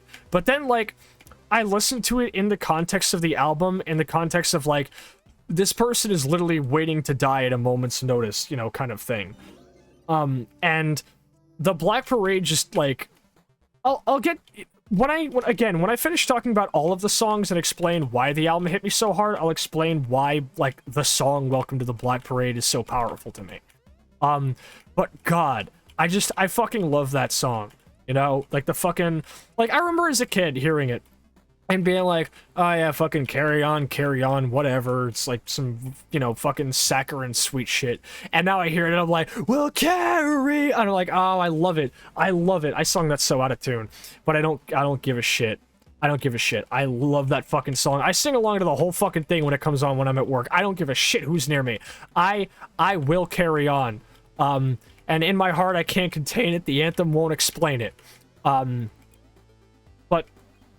fuck, what a beautiful fucking song. I sing along all the time. Shut up! Shut up! How I Don't Love You is kind of good, but, like, I actually surprisingly don't really relate to I Don't Love You that much. Despite being through many, many breakups in my time, I Don't Love You doesn't really, like, strike a chord with me. Maybe it's just kind of as proof that I've kind of, like, grown to be a person who's, like, less spiteful about people who I've fallen out of love with. But I Don't Love You doesn't really strike a chord with me that much. It's a great song, don't get me wrong. And I love the music video, but it just doesn't really, like, hit me like a lot of the other tracks do. But House of Wolves, oh my god, dude. House of Wolves is so fucking good. I love House of Wolves. Fucking god, the entire goddamn song, you know, and the whole, I really love the bridge. Like, House of Wolves is such, like, a rock and roll type of track, and I cannot get enough of the fucking bridge where he's like fucking, what is it, you better run like the devil, cause I'm never gonna leave you alone, and you're like, oh, it's so good. It doesn't have to align with romantic love. It can be like with family you realize you've grown distant with. You know what? That's fair, but for that purpose is what I have Disenchanted for, actually. And I'll get to it. But God, House of Wolves fucks. And not for nothing, because again, it is the first MCR track I've ever heard. It was the first MCR track, like, I actively listened to. I was like, man, if MCR sounds like this, I like what I'm hearing. This is good. You know, well, I think I'm gonna burn in hell. Everybody burn the house right down and say what I want to say. Tell me I'm an angel, take this to my grave. Tell me I'm a bad man and kick me like a stray. Tell me I'm an angel. Take this to my grave. God, what a good song. What is... Oh, fuck. I missed all the treasure. But then you go to Cancer. Wait. Okay, that is the game. And Cancer is a song that, like, the first couple of times I tried listening to it before I listened to the album, I was like, it's an okay song. You know, it's sad, but it's like, whatever. And now I listen to it and I'm like... Oh, fuck. Oh, man. It hits. It actually, like, it hits me pretty fucking hard nowadays, to listen to it. I love that track. I love that track to death. I really like a lot of, like, what it is, just, like, the fucking chorus being the hardest part of this is leaving you. And again, it ties into a theme I'll talk more about later. What's after that? What's after that? Ah, okay. So let's talk about what I consider to be probably, like, I actually, like, it's not my favorite, but I, like, is it weird to say that I consider, like, my favorite of something and the best of something to both be different things? Hey, Valvisor, you came at a good time. I'm gushing excessively about My Chemical Romance. So, I don't know if it's standard to consider your favorite thing on an album and the best track on an album to be different, because I have songs on albums that I think are, like, the best, like, vertical slice of the album, and technically could be considered to be, like, the best showcase of what that album is about, like, the best quality-wise, but it's different from my favorite. Mama is not my favorite track on the album, but I would go as far as to say it is the best.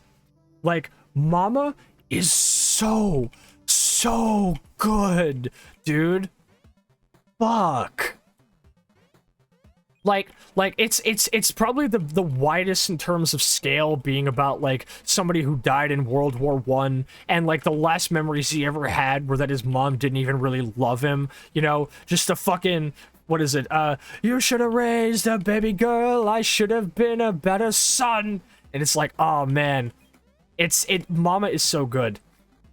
In Parkour Civilization, you either make the jump for the treasure or you take the safe jump down for the zombie kill. Most people take the zombie kill because it's safer and lets them move on to the next stage. Very few people parkour for the treasure. Go fuck yourself. But Mama's incredible. And of course, you know, to say nothing of Liza Minnelli's feature. Yeah, you should have been, I could have been a better son. It's beautiful. Fucking, like, to say nothing of Liza Minnelli's insane fucking feature. She wasn't even actually in the studio with them for that one. She was on the other side of the fucking country. Also the fact that Gerard and Mikey and Frank's parents all sing along for the bridge of "We're damned after all, through fortune and flame we fall." And if you can stay, then I'll show you the way to return from the ashes we call. That's Gerard and Mikey and Frank's parents singing, which is super fucking cool to me.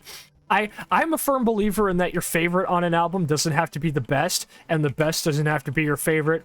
Mama may not be my favorite, but it sure as shit is the best. It sure as shit is the best. I cannot get enough of that.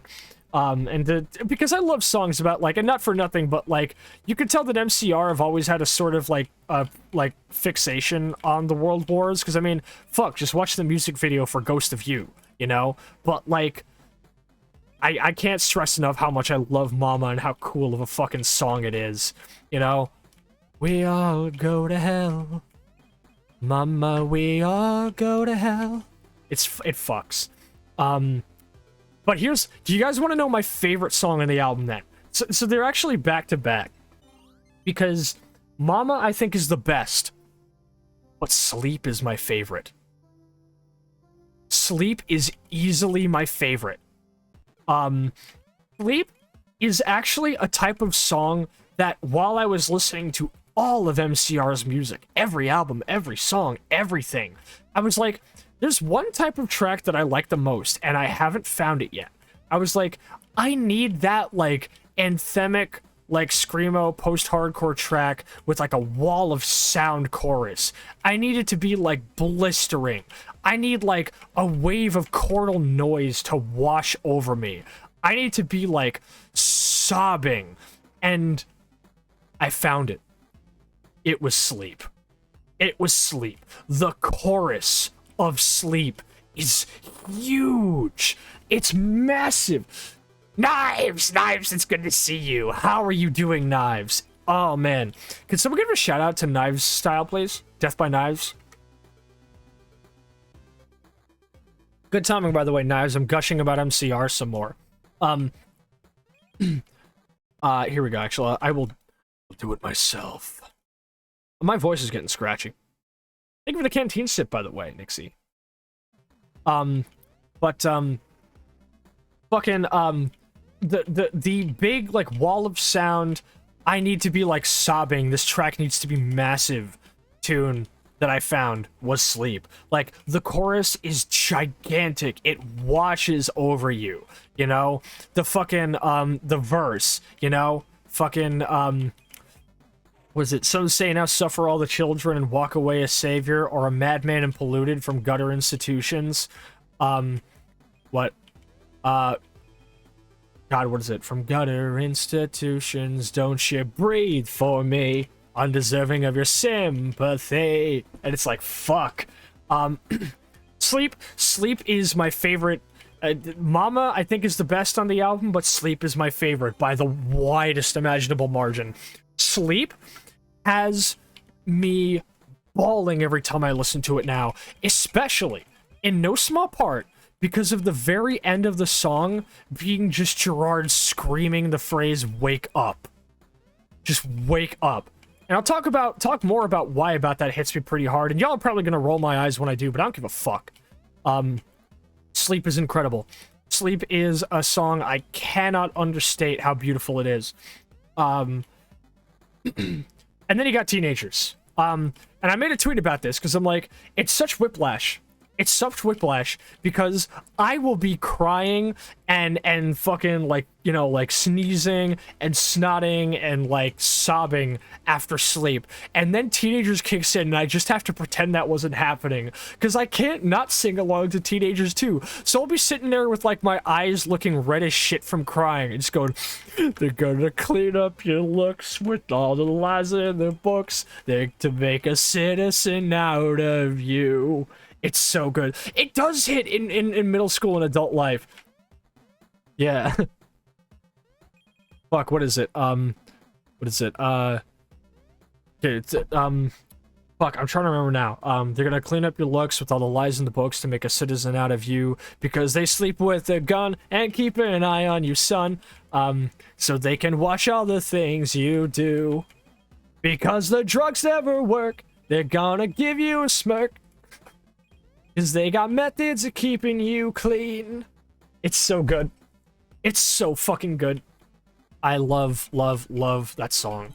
And it's just so silly. It's so silly to be like going from like completely devastated at the end of Sleep to singing along and stomping my feet to Teenagers like I wasn't just like dying 30 seconds ago. Because Teenagers is so good and I love the music now. I love the music video. My favorite part of Teenagers though is the little fucking things that he fucking does during like the song. Like that, like during the bridge, he just fucking goes, wow! And you're like, oh, I love this Gerard. And the fucking, like right at the end of the last verse, he just goes, all together now! And you're like, oh, Gerard. Oh, Gerard. And in the music video, when all the fucking cheerleaders pantomime shooting him with their nightsticks, and he does that super animated, like, just like fucking, like, spaz and collapse thing there. While he's fucking doing that, where he's going, oh yeah, and you're like, God, this must be so jarring to be like someone who's come from like, if anybody's coming from like long ago, too much Sasha streams where I'm just talking about like hardcore punk or like whatever, and it's like, oh, I wonder what the battle maid is up to, singing along to MCR while playing Mario in a shooter game. The fuck you know about this? So I love Teenagers.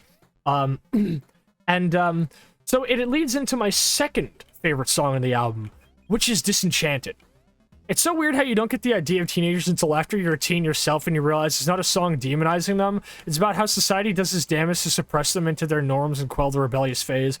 Well, I mean, it was also written about how Gerard Way was on a subway and saw a bunch of teens breaking shit, and he was like, man, they're gonna kill me. He's like, damn, they're getting kind of close, ain't they? But that is true as well. I think a lot of it is ironically very similar to like just it's all about how like people can slip through the cracks when they're young because of how like societal norms again like completely kind of like try to subjugate you and put you in a box, and as a result it results in sustained neglect, kind of like driving you into the fucking dirt before you even have a chance to figure out what you want to do in your life.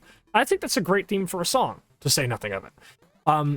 But fucking, Disenchanted is my second favorite. So while I Don't Love You is a great song about, you know, like, what is it? Like just kind of falling out of love with something. Disenchanted, you know what's amazing about that? I don't. Tell me more about it, Knives. But Disenchanted is my song for that, because it's a song I think a lot about, because since the better part of the last year has been exceedingly turbulent because friend groups have split, people have gone no contact, people I felt safe around I no longer do anymore, and in light of it, me and multiple people have tried our best to offer olive branches and make right the things that have been done wrong, and maybe not make things the way they used to be, but at the very least rebuild bridges that we used to have a good time crossing together. In light of all of this, we've tried our best to like, you know, repair things that have been broken. And that puts a big smile on my face to see somebody come to me and say, hey, Sasha, and I reached out to this person and, you know, we made up and things are better. To see two people who had kind of sworn off speaking to each other ever again, both appearing in my VC and having a great time together, you know, that's a lovely thing. And Disenchanted reflects a lot of how much regret that I felt. The previous song and album, I'm Not Okay, really does feel like the prequel of it sometimes. Like, they change over from this I'm out of place feel to fuck it, they don't care about me anyway. Feels like an appropriate transition of tone. The band and style of development of MCR is wild and alive. Absolutely. And there's a little bit more about, like, reasons why I secretly relate a lot to Three Cheers era Gerard, despite the fact that I don't do drugs and also am not in an extremely weird will they, won't they kind of like back and forth with Burt McCracken, but I'll get to it. But so Disenchanted represents a lot of regret and longing, I feel, for a period in my life that I had a good time with, but has been soured by a lot of things that just kind of went wrong that weren't really anybody's fault. Things just kind of turned out that way, and we wish they didn't.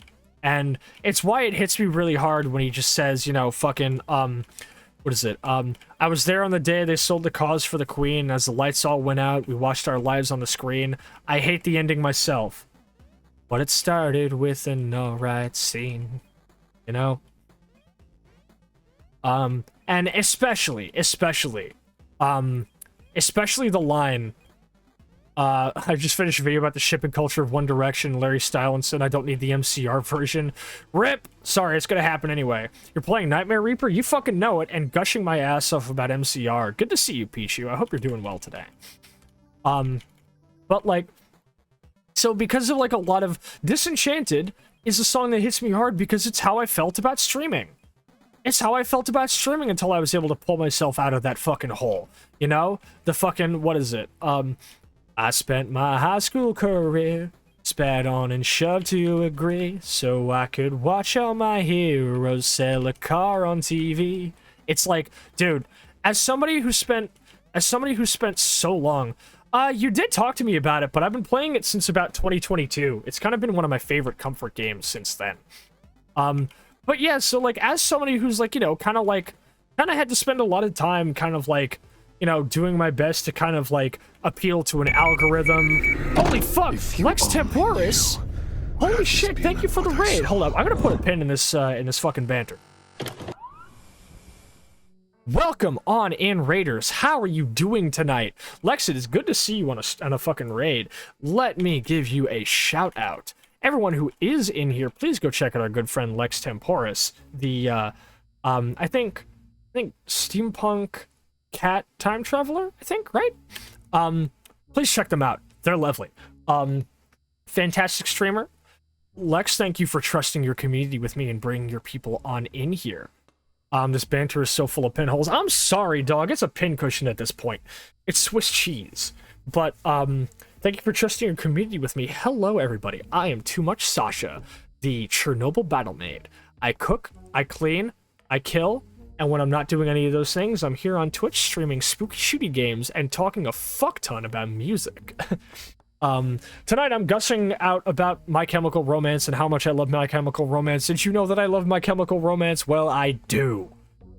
Where's that clip of Mike Ehrmantraut from that fucking blooper just going, I do! Anyway, so that's me. I hope you are all having a wonderful night. Lex, if you are winded and need to get up, use the bathroom, get a drink, eat, or take a break, or just lurk, no worries at all. We will be here when you come back. Please take care of yourself, and don't feel like you gotta stay around for me. But thank you. Thank you so much for coming in. It is lovely to see y'all. Let's all have a good time. Finish the Dead Rising Deluxe Remaster with all Holy shit, you rescued all survivors in Dead Rising 1 in a single run. Holy fuck, that's impressive. I couldn't hope to rescue all of them. Gonna be honest, it's 3 a.m. and been at it for 7 hours. Yeah, go the fuck to sleep, dog. Get you that rest. The hardest part is letting go of your dreams. A drink for the horror that I'm in. Are the good guys and the bad guys, for the monsters that I've been. Sorry, I'm gonna stop. I'm gonna stop. Full temptation I've had to not shove into voice with Sasha to talk about this at all. Jade, I would love to have you on for one of these. I'm pissed. I'm pissed that I got into 3 Cheers too late to do a 20-year anniversary about it. Maybe for Black Parade. Maybe. Anyway, let's get back to the game then, shall we? So, So Disenchanted was a song that hit me really hard because of how much it was how I felt about streaming, you know? And as someone who spent a lot of time trying to appeal to the algorithm, feeling like Twitter wasn't really working out, and also just kind of like trying my best to kiss up to all to greater personalities, just doing my best to be like, well, you know, this person's higher up, so I definitely gotta, you know, like, I'm gonna try my best, and like, when I should have been giving the love to people who are like at my level or smaller as a means of like, you know, keeping everything equal and all of us rising together. I was like, man, I'm gonna at this like larger VTuber, and I'm gonna, you know, try my best to be in their chat and everything, and you know, like say hi or whatever. When it was like, and also that, and seeing a lot of people that I like came up and out of that scene with, you know, like, you know, people who, you know, I like, you know, were in like scenes that I explicitly left because I didn't really like that type of like, you know, style of VTubing, of the being doted on by chat and teased by chat and being so ooh about everything and getting gifted all this stuff and like doing like, you know, fucking advanced GG promotions. So like, you know, some time that I'd spent in certain VTubing spaces with a lot of like ooh, please give me praise and money chat ooh, people doing like a lot of like you know, like fucking like gamer drink sponsorships. It makes the line, I spent my high school career spat on and shoved to agree so I could watch all my heroes sell a car on TV. It makes it hit a little bit harder, which is kind of why my Discord status for a little bit was I spent my streaming career spat on and shoved to agree so I could watch all my heroes sell energy drinks on TV. Seeing all my streamer friends fly past me in terms of viewership while I peaked at 250 follows after streaming for like 3 years, trying to let it bother me. Ultimately, networking is what's most important.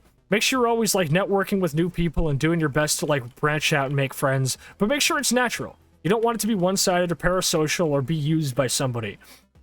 You know?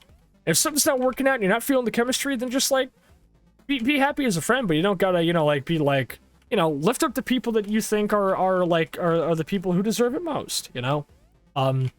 Ultimately, Lex, I think you're extremely deserving of viewership and support for what you do. And I hope that at least, you know, like a good chunk of the people who've been watching me gush about MCR for 2 hours will be a part of that journey with you. Because I've been happy to watch you go on it. So I want you to know that you should never give up. I know you're not thinking about giving up. You didn't say that, and I know for a fact that you're, you know, that ain't what you're about. But, you know, sometimes it never hurts to be told. You've got it in you. I'm living proof. So yeah, Disenchanted really like struck a chord with me because of that. So, you know, and I really like the chorus, you know, you're just and the song was something I was like, the chorus kind of like was how I felt about a person in my life for a while. I felt bitter about that person, and the song's chorus was like hit a little bit close to home about that, you know? You're just a sad song with nothing to say about a lifelong wait for a hospital stay. If you think that I'm wrong, this never meant nothing to you. But God is Disenchanted good. I really like it. And of course, we get to the last song on the album, Famous Last Words, which I've already said enough about. Famous Last Words, amazing closer for an album. Possibly one of the best closers for an album I've ever heard. I actually would almost, as pure and divine being, I will never be an gamer subs cute tuber. Yeah, I appreciate that. Famous last words. Okay, look. Blood is a hidden track. Blood is not meant to explicitly be like I don't think it's the canon last track. It's like how Vampire Money is technically the last track of Danger Days, but Gerard called it the end credits song. Blood is your end credits song. Blood deserves a, Blood is a good song, but like, I'll get to it. I'll fucking get the blood, okay? But Famous Last Words is an incredible, Famous Last Words, okay? Let's be real. Blood is a great song, deserves to be treated as a real song on the album, but Famous Last Words is still the closer. Both in actual track listing, and in the interpretation of the album that I've seen a video about and I religiously rewatch. Anyway, Famous Last Words, great. Love it. Can't get enough of it. Song that got me through one of the roughest fucking days of my life in the past year. Can't talk enough love of Famous Last Words. Let's move on. Blood. Blood is, oh god. I got something in my throat. Extra songs exist in the superposition of being anywhere in the track list and nowhere at all. No, Mono, you have no idea how on the mark you are. I'll get to it. Well, they encourage your complete cooperation. Send your flowers when they think you need to smile. What is it? I can't control myself because I don't know how, and they'd love me for it. Honestly, I'll be here for a while, so give them blood. Gallon fuck of the stuff. I gave them all that they could drink, and it has never been enough. I gave you blood. Grab a glass because there's going to be a flood. It's such a good song. I really like Blood. Especially because, like, the fact that the song is mostly just, like, generally speaking, the widely accepted theory that I've heard is the song is mostly about, like, Gerard's experience of, like, kind of having writer's block and feeling the pressure of working on Black Parade. Or it's like, just write a little song about how it feels like the music industry is just constantly fucking squeezing you. I am the kind of human wreckage that you love. It's so good. It's so good. Oh, fuck me. Oh, right, this is why I had to stop and play the Game Boy for a while, because I was getting firing squatted by all these dudes.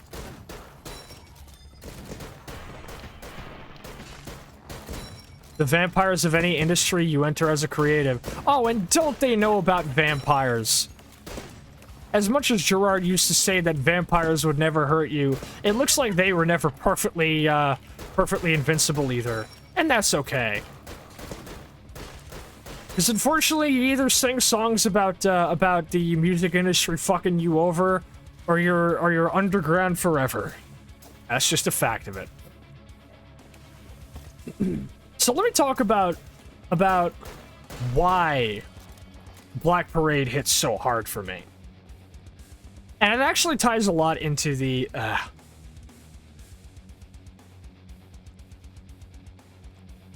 Had to get a drink. It ties a lot into the actual things that I was talking about in terms of, like, my mental health and my physical health for the better part of this past year. It ties into that. So, I talked about how I've used the term a lot when I talk about my mental and physical health, and for a reason. And I've always used the phrase, it feels like the walls are closing in. And this is in no small part of it, because my physical health, my mental health, and, you know, the thing that made me happiest, feeling like I couldn't do it anymore, literally began to feel like I was just, like, trapped and couldn't get out. I was just kind of, like, on, like I was, like, the walls are closing in, eventually I was gonna get crushed and there was nothing I could do. But the biggest thing was, again, my health.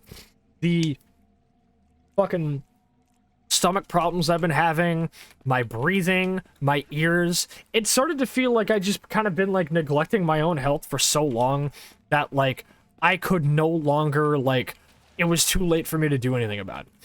And funnily enough, the album hit kind of hard for that reason, because it spoke to a part of me I didn't really realize that I had.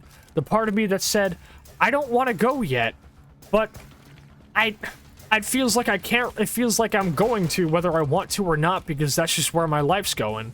I'm just kind of heading for the end, and I don't know how to not be heading for the end. But I can't bear to have people look at me while I am. You know? Like, I genuinely felt like I was just kind of on my way out as a person because I'd been letting myself go and things were getting so rough.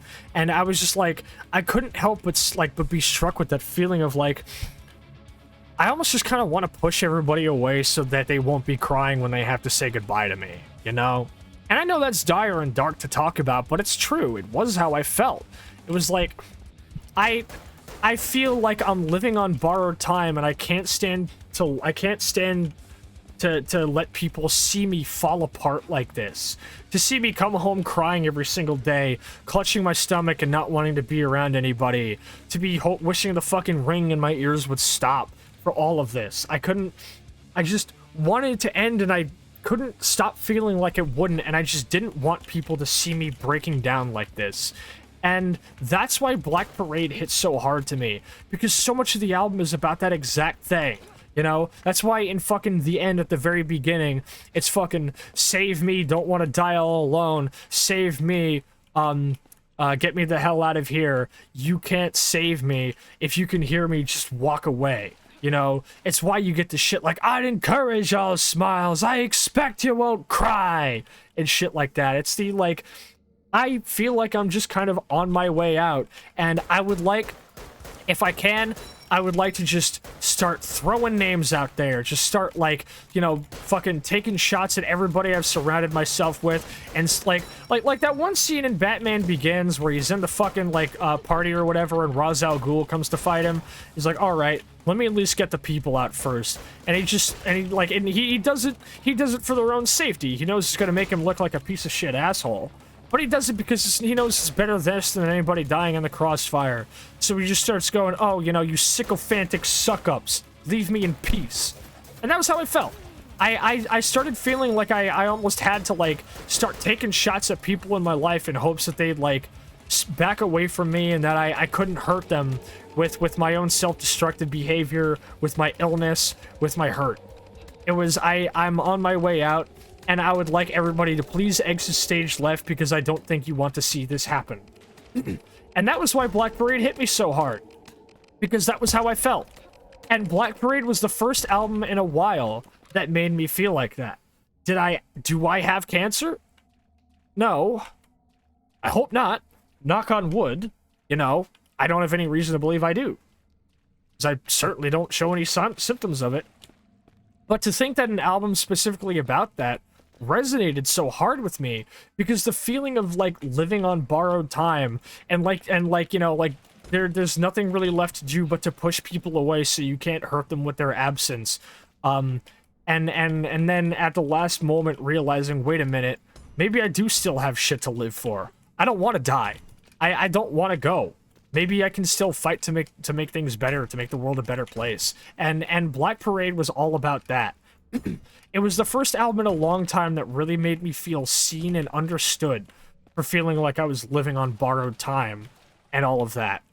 And I'll be honest, there are two albums in the better part of the last year or like the last year and a half, that I think I could genuinely, like, there's a couple of albums that I think I could genuinely say saved my life. One of them was The Spark by Enter Shikari, of course. Another one, probably gonna have to go with, what is it? The Hum Goes On Forever by The Wonder Years. But the most recent one, it's The Black Parade. The Black Parade is an album that hit me so stupidly hard with all of its themes and made me feel so heard and seen in a way that no album I've listened to ever has. Like, just saying, you know, like, I feel sick, I feel ill, I feel like I'm not really me. What am I to do? What am I to do but exit? And then it's like, no, you shouldn't have to. And on top of that, what makes the Welcome to the Black Parade song hit the most? Also, hi Craig, good to see you. I'm going pretty good. I've spent this entire stream talking about My Chemical Romance and having a good time playing this game. Hope you're doing well, homie. But what ended up hitting me the hardest, right? So I watched a video by Wendigo about the Black Parade. It was one of his earliest videos he made about it, actually. And the whole idea was just him talking about, like, you know, like, fucking, like, here's like how he, like, perceives the album's storyline and the order that it's in. And it makes sense, because he portrays the album as being a back-and-forth, true-to-life rock opera that is told out of order, where it is the patient and Death himself as the parader in the Black Parade, having a sort of argument or discussion about reasons to live and reasons to die. And what hit the hardest was that, because this made sense to me as soon as he said it, but the whole way he portrayed it is that, like, the parader spends much of the album, like, it goes in, like, a back-and-forth status of the patient talking about how sad he is. You know, I just wish everybody would leave me alone. I'm sorry, I don't love you anymore, and maybe I'd rather just push you away if you didn't have to see me like this. The hardest part of this is leaving you. I can't do this anymore. This is just my time to go. I'm sorry. And then, you know, the parader being like, haha, you dumb piece of shit. You were a fuckhead in life, and you're going to hell. That's it. That's it.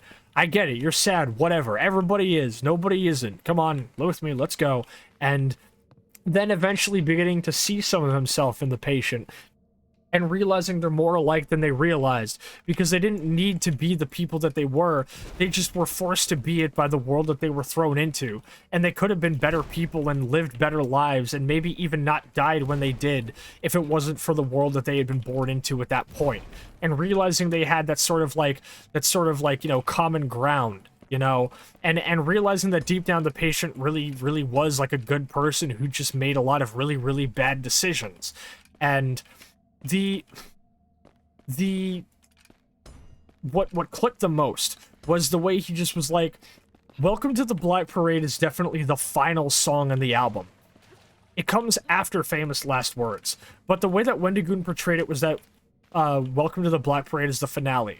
Because the entire album up to that point is the patient slowly dying. You know, at first it's like his first hospitalization, is his flashbacks, is whatever.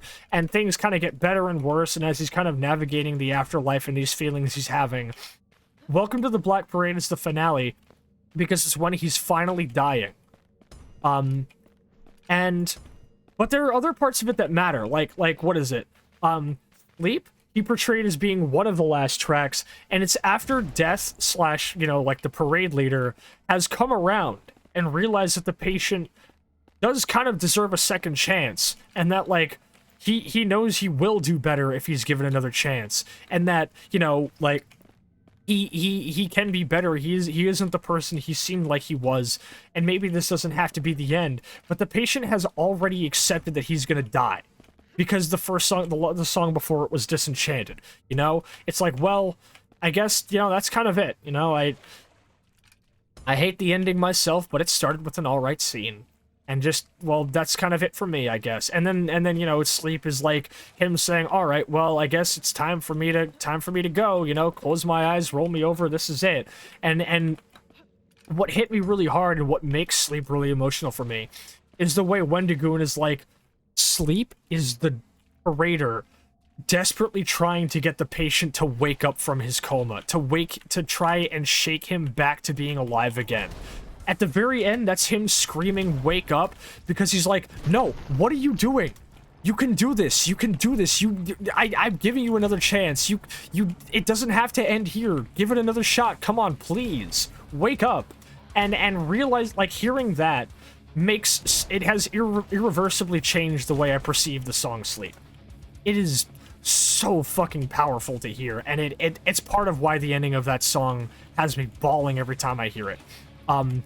And also, Mono said, if I know someone's time is limited, I will want to make as many memories as I can in that time. The pain of loss is born of the meaning of those exact memories. Exactly. What's that one Departures album called? Death touches us from the moment we first begin to love. Death would mean nothing if we didn't love. I think that's important to note. And love would mean nothing if there wasn't something to be afraid of. Even if that thing is something as nebulous as death itself, or what lies beyond. So, after all of this, and I heavily recommend y'all watch Wendigoon's video about Black Parade, because it's a fantastic video. You can tell there's a lot of love for this band in his voice and what he's talking about. But what hits the best, right, is the part where he's like, welcome to the Black Parade is the finale. Because what ends up happening is it starts off with the patient singing about, you know, a little song that he just had where he's talking about his experience, you know. When I was a young boy, my father took me into the city to see a marching band. And you're like, you know, it's like, it's just him talking about his, like, you know, happiest memory when he was a kid, you know? And then what ends up happening is when the chorus and all of the instruments kick in and he starts belting out, when I was a young boy, that is the parader and the Black Parade singing his song. It's the parader has stopped mocking him and has grown to respect him and find common ground with him, and the parader is singing his song with him. They are immortalizing him in their march, in their song, in their parade. They are carrying his memory on forever by singing his song forever. They are keeping his memory alive in exactly what they do. And that hit me so fucking hard to think about. The idea of like, here's the end of your life. What are they doing? They're not like screaming at you, they're not torturing you. It's, hey, we're gonna make sure you're taken care of. We're gonna sing your song for you. We're gonna make sure everyone hears it. We're gonna make sure nobody forgets it. And that shit destroyed me the first time. Like, the first time I really listened to Welcome to the Black Parade after hearing that, destroyed me, dude. Holy fuck. It was so insane. Like, it's weird, but like the concept of like at the end of your life being told like it's okay, you know, being told it's okay, you don't have to be strong anymore. We're proud of you. You did the best you could. We're gonna sing your song for you. It's okay. And like just like that exact thing. It's okay, and we're proud of you, and you don't have to be strong anymore because you did your best. That, being told that at the end of everything is something that I really hope that I can do for somebody else if it ever comes to it, and I hope somebody else can do for me if it ever comes to it. I think there's extreme power in that, and being sent out on words like that. And the fact that the entirety of Welcome to the Black Parade is best, or at least, in my opinion, best portrayed as the closing note of the album, as the patient, after all of his self-reflection and realizing that maybe after all of his time, he really kind of does just, he really is just kind of at the end, and there's not really anything needed to do to, like, change it. But, holy fuck! We're being raided by Spiral Galaxy while I'm talking about extremely heavy shit related to the Black Parade. Holy fuck. Give me a sec. Alright, let's see here. First up, let me give a motherfucking shout out to Spiral Gal EXE. Everyone who is already in chat, please go follow my bestie Spiral, who I love to death, and I would not be doing this without them, or without her. It is a wonderful friend to me, and I hope it had a great time playing Mortis, so please go give it a follow. Everyone in chat, if you are, oh, I'm having, like, brain fog because I'm still thinking about the Black Parade. Can you give me a moment? Can you give me a moment? I've been talking about some really fucking, heavy stuff on stream, actually. But, Spiral, thank you so much for the follow. I hope you had a good time playing Faith. That's what I was gonna ask, was, what were you playing and how did it go? I hope you had a good time playing Faith. Thank you for entrusting your community with me, and thank you for bringing everybody on in. I understand if you are tired, thirsty, need to go to the bathroom, hungry, whatever, please, by all means, go take a break. We will still be here when you come back. For everyone new, I am Too Much Sasha, the Chernobyl battle maid. I cook, I clean, I kill, and when I'm not doing any of those things, I'm playing spooky shooty games here on Twitch, and talking a fuck ton about music, as I'm doing tonight, because I'm talking about the Black Parade, and how much I love the Black Parade.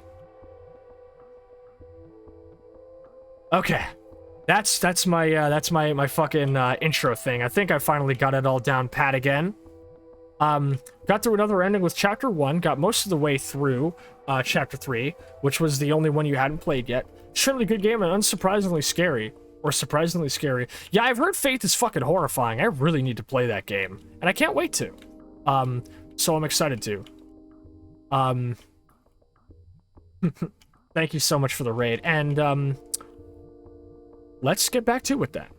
What's the button? There we go. That's so weird. It started, like, acting up whenever I went back to the bar. Maybe there's, like, something going on in my bar scene that needs to be tweaked. I'll be back with you very soon, but I'm starving and need food. Hope Nightmare Reaper's been going well. Tom, should you say that for the purpose of cleaning up enemies, you and your guns are a match made in heaven? You know it. You might even say, I'm made to destroy. Made to kill. Made for war. Minimalist pixel games can just be scary as the modern 3D stuff. Hey, you don't need to tell me, because even when I was a kid and playing, like, a fucking Atari 2600, like a pack of Atari 2600 games that I got, that my dad gave me, one of which included the infamous Missile Command Atari game, but Haunted House was included with it, and Haunted House for the Atari 2600 actually kind of spooked me a fair bit when the lights were out. But it actually kind of spooked me, I'll be honest, so I can see the appeal and faith, and I do need to finish it, especially since Spiral fucking gifted it to me, for a sale. Made to Maim even. Faith's sick, I unlocked all the endings. I need to get to it. Now that I'm back to streaming, I can't wait to stream it. So, with that being said, I want everybody in chat, all of our new people, to know that I have been talking about some very heavy and emotionally dark topics, because I've been gushing about My Chemical Romance all stream and talking about why the Black Parade hits me so hard. So be warned that there's going to be a lot of talk about sickness, about death, about like, you know, losing love for things, and about a lot of stuff like that. So if that's a little bit too heavy, I understand. And we're coming to a close in the discussion anyway. But, so, the Black Parade hit me the hardest for that reason. Because it was an album that is all about feeling like you're kind of at the, like, you're kind of living on borrowed time, and that's the end of you, and you're debating whether or not you should just kind of, like, you know, like just kind of push people away in hopes that maybe, you know, you won't have to see them cry when they watch you go. And also, the idea of, at the very end of your time, being congratulated, told, you know, we're proud of you, it's okay, you did your best, and you don't have to be strong anymore. That shit hit hard. And it's ironically something that happens at the end of Madoka Magica, because Madoka says that to a lot of, magical girls, when she prevents them from turning into witches, you know? And I don't know why, but there are a lot of times when I just kind of need somebody to tell me, it's okay, you know, you don't have to be strong anymore, and I'm proud of you. And I think that is what hits me the hardest. Madoka Chemical Romance. I need to make a Madoka Sona, personally. I need to make a Madoka Sona. I've been meaning to do that for a good year or so. But anyway, so that's where I've been with My Chemical Romance, and since I started listening to them, a lot has changed in my life and my self-image. First off, I brought my first pair of Converse All-Stars, and I wear them religiously. I started getting a lot more makeup. I've gotten a lot of eyeliner, lipstick, and mascara and stuff, and I can't wait to go out for a night with some friends at some point wearing all of it all. I actually got a commission from a good friend of my character wearing, like, a Finch t-shirt, and outside of, like, a concert venue where, like, MCR is playing and shit. I'm very into MCR right now. I'm very normal about MCR, and I'm not gonna stop listening to them, because fuck me, I love their music so much. Oh my god, I can deagle jump, okay. I can't stop listening to their music. So, you know, I'm getting in on the fashion, I'm getting in on everything. I can't stop thinking about them. I can't stop thinking about their music. Okay, I have an idea. This is gonna be... Wait, hold up, I don't have to do this. I can just chainsaw. Okay. I was gonna say, I might have to, like, rocket blast myself into the air and then switch the deagle to deagle jump. But that's a big waste of ammo. Whatever, I got 100% treasure and 100% monsters. We're all clear. Let's get the fuck out of here. Oh, my voice getting scratchy because I have not talked with this degree of intensity and, like sustained intensity for this long in God knows how long, dude. I can't stop talking. I think people should tell others how proud they are of others before it's the end, though I definitely understand the extra importance of doing it then, if able. Yeah, like I said, I hope that, like, if that is ever a position I find myself in, that I can find the strength to say that to someone. Or I can have somebody say that to me if it ever happens like that. That's a long way off, hopefully. Alright. How many levels are we clear? Oh, I got more money to do more Mario levels. So yeah, that's me going over every every MCR album that I listened to in order and how they made me feel. I hope you all enjoyed this, and if you are interested in listening to this band based on my testimony, please do. It is never too late to listen to MCR. I am 27 right now. I don't give a fuck. People always call MCR like a teeny bopper band, bruh. Gerard was 27 when they wrote Three Cheers. Okay. It's never too late to listen to MCR. I know homies in their 30s and their 40s and their 50s who listen to MCR. Who gives a shit?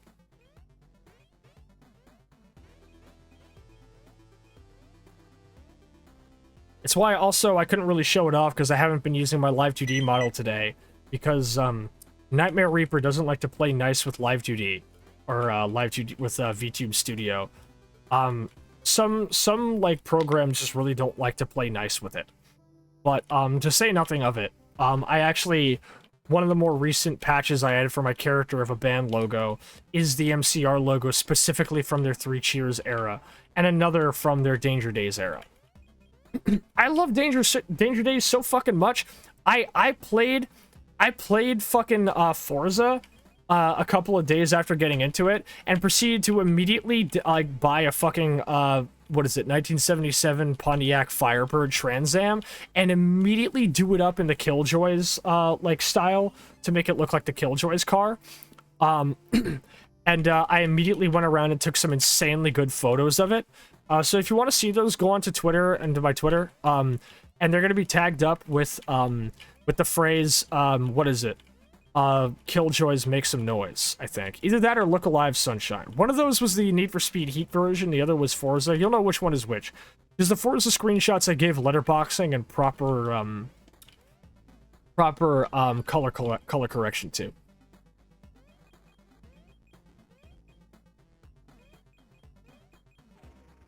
It occurs to me that I've only ever heard MCR via something else, like through an AMV or just in the background of something. That's fair. That's how a lot of people got into them. Again, with me, it was only through video games, until I started actively listening to them. Whoa, I got close. Fuck! Hey, speaking of which, you know who made a really good MCR video? Me. Because I made a music video in COD, to their song, Hang 'em High, which is a Wild West themed song they released in Three Cheers. I heavily recommend you go watch it. I spent a lot of time making it look like a cool, like, old projector screen thing, and I had a ton of fun recording myself just doing ridiculously goofy shit with revolvers and mare's legs and COD. It's on my YouTube, which you'll find in my links down below. Sorry for you to do a Skillet album breakdown. I'm sorry, Gate. I'll listen to anything, but not Skillet. This isn't like, I will not admit the merits of Skillet. I do not like Skillet. I will never like Skillet. I'm sorry. You can laugh now and be like, alright, we're gonna hold you to that, Sasha. You're gonna be holding for a long time. I don't fucking like Skillet. I just don't.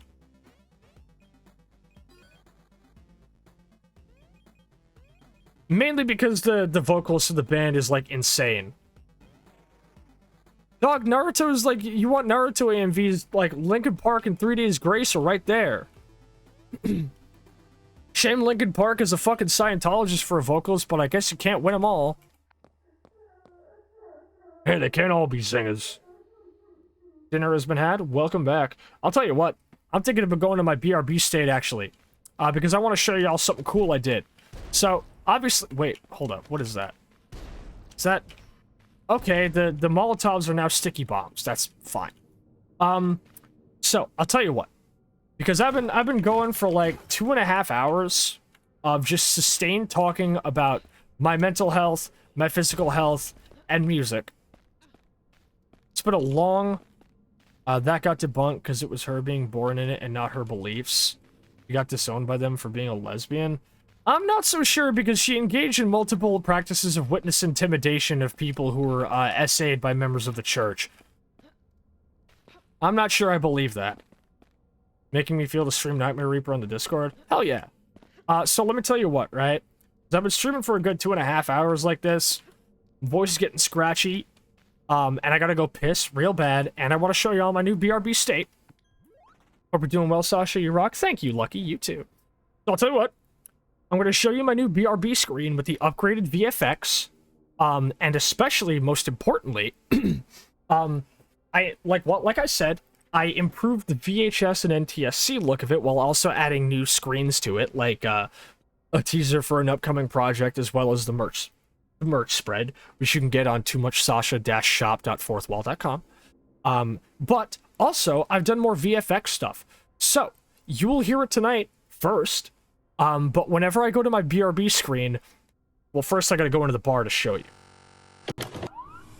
So here we are in the 100 Rads bar again. But watch this. Watch this. As soon as we go to the BRB state, which I will, promptly run an ad, and we will come back when I am back.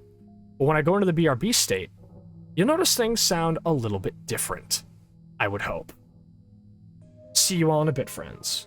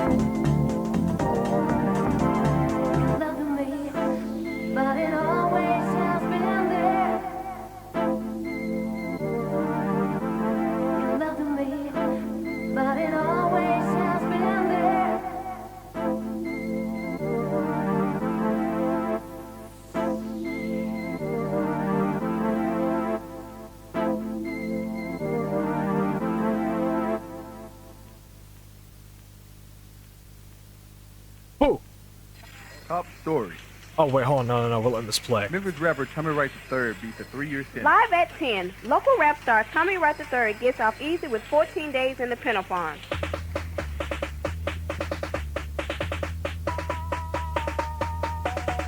Tommy Wright on the with that fucking sawed up. Tommy popped the clip into the chrome plated 44. Tommy Wright, I creep at night. Posse deep is how I creep. Tommy Wright on the creep with that fucking sawed out. Tommy popped the clip into the chrome plated 44. Tommy Wright, I creep Posse deep is how I creep. Tommy Wright with the fucking sawed up. Tommy popped the clip into the chrome plated 44. Tommy Wright, I creep at night. Tommy Wright, I creep Tommy at Wright night. on the creep. Tommy Wright on the creep. Tommy pop. Tommy Wright, I creep at night. Posse deep is how Wait, wait for my favorite part. Tommy popped the clip into the chrome plated Kicking it with TW. Kicking it with TW. Tommy popped the clip into the chrome plated 44. Tommy Wright. So yeah, that is the big thing.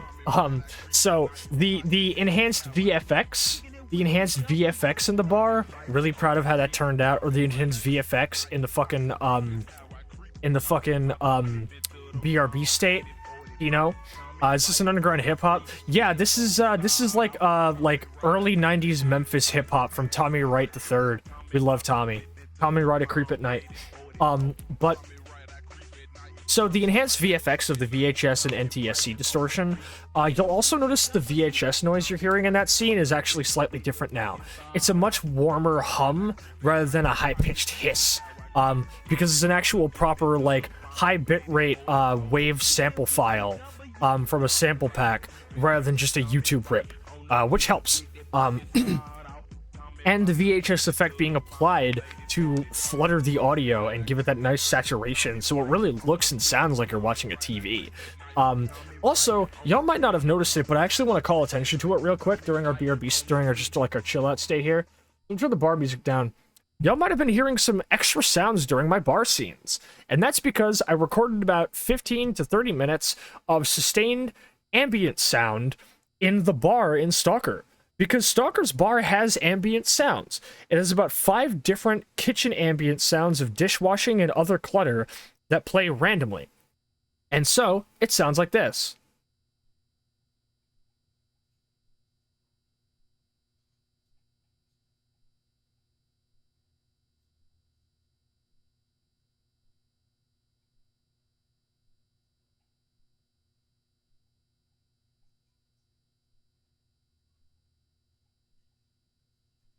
So you've got the sound of the dishwashing and the bar ambient. I thought about maybe allowing like a little bit of like NPC chatter, but I think that would be too much. Because the whole point is that this is supposed to be like after hours, you know? Like the bar is clear, everyone's gone home, or they're hanging out in the duty barracks or at their campfires. Nobody's in here right now. Barkeep's going the fuck to bed. Or somebody's washing dishes in the back. Maybe the other cook? I don't know. But this is my hours. I'm taking over the fucking bar tonight. So you get the dishwashing sound as we're getting ready to close up. You got the nice buzz of the fluorescent lights, and you got the blowing wind outside. And all of that together with music. And all of these things together form such a rich sonic texture that I couldn't not include them. So, I hope y'all enjoyed that. Now, who's ready to get back into some more Nightmare Reaper? Because I am probably not going to go for super long tonight. Want to get another midnight walk in before I go to bed. Got a long day ahead of me tomorrow. Just keeping this nice and chill. So I hope you're all enjoying your night here tonight, because I sure am. I didn't post my promo tweet with the phrase, "Oh God, how I've missed you," for a reason. I really do. I really did miss you motherfuckers. Like, I missed you guys. I missed doing this. It's fucking impossible to properly state how much this, like, how healing this is for my soul. And not being able to do this was fucking super depressing me and stressing me out and killing me. Well, knock on wood, hopefully. Keeping my nose to the grindstone. If anything else happens, I've got more stuff I can try, but it looks like calling my ISP and yelling at them seems to help. So knock on wood, raise up your hands, give me your energy, and pray. Let's go for it. Let's get back to the game then, shall we? Yeah, that little thing of the, like, going to the bar proper still kind of does some weird, like, going, like, in between screens still causes some weird sound shit. But it is what it is. So why did I bring these fucking Molotovs anyway? I guess they're high rarity. God. See, I'm noticing a thing that happens every stream where, like, the first half of it is me going so hard in. After I stand up and get a moment to sit down and just, like, you know, fucking get a drink or something, it's like, whoa, I worked up a fucking sweat there, and I need a moment, and I'm probably not gonna have, like, the most energy for the rest of the stream, but I'm gonna be able to just chill and chat for the rest of the night. And what a good chill-out game to do it, too. Sometimes I've actually had days where I'll be playing Nightmare Reaper, and I'll be falling asleep while playing it because the game is that comfy for me. I'm dead-ass about that. Making a scene always works. Oh, absolutely. Which I hate. I hate that it does. I fucking hate that it does. I hate being mean to people. But, like, also, like, I'm sorry. The people that I have to be mean to are not nice to me. So, fuck it. You know what? You fuck with a wounded animal, you deserve to get bit. This is a good shotty. I hate these fucking flying dragons, though. I can't wait to get out of the fucking mushroom caves, though, personally. Never really been a big fan of those. It is what it is.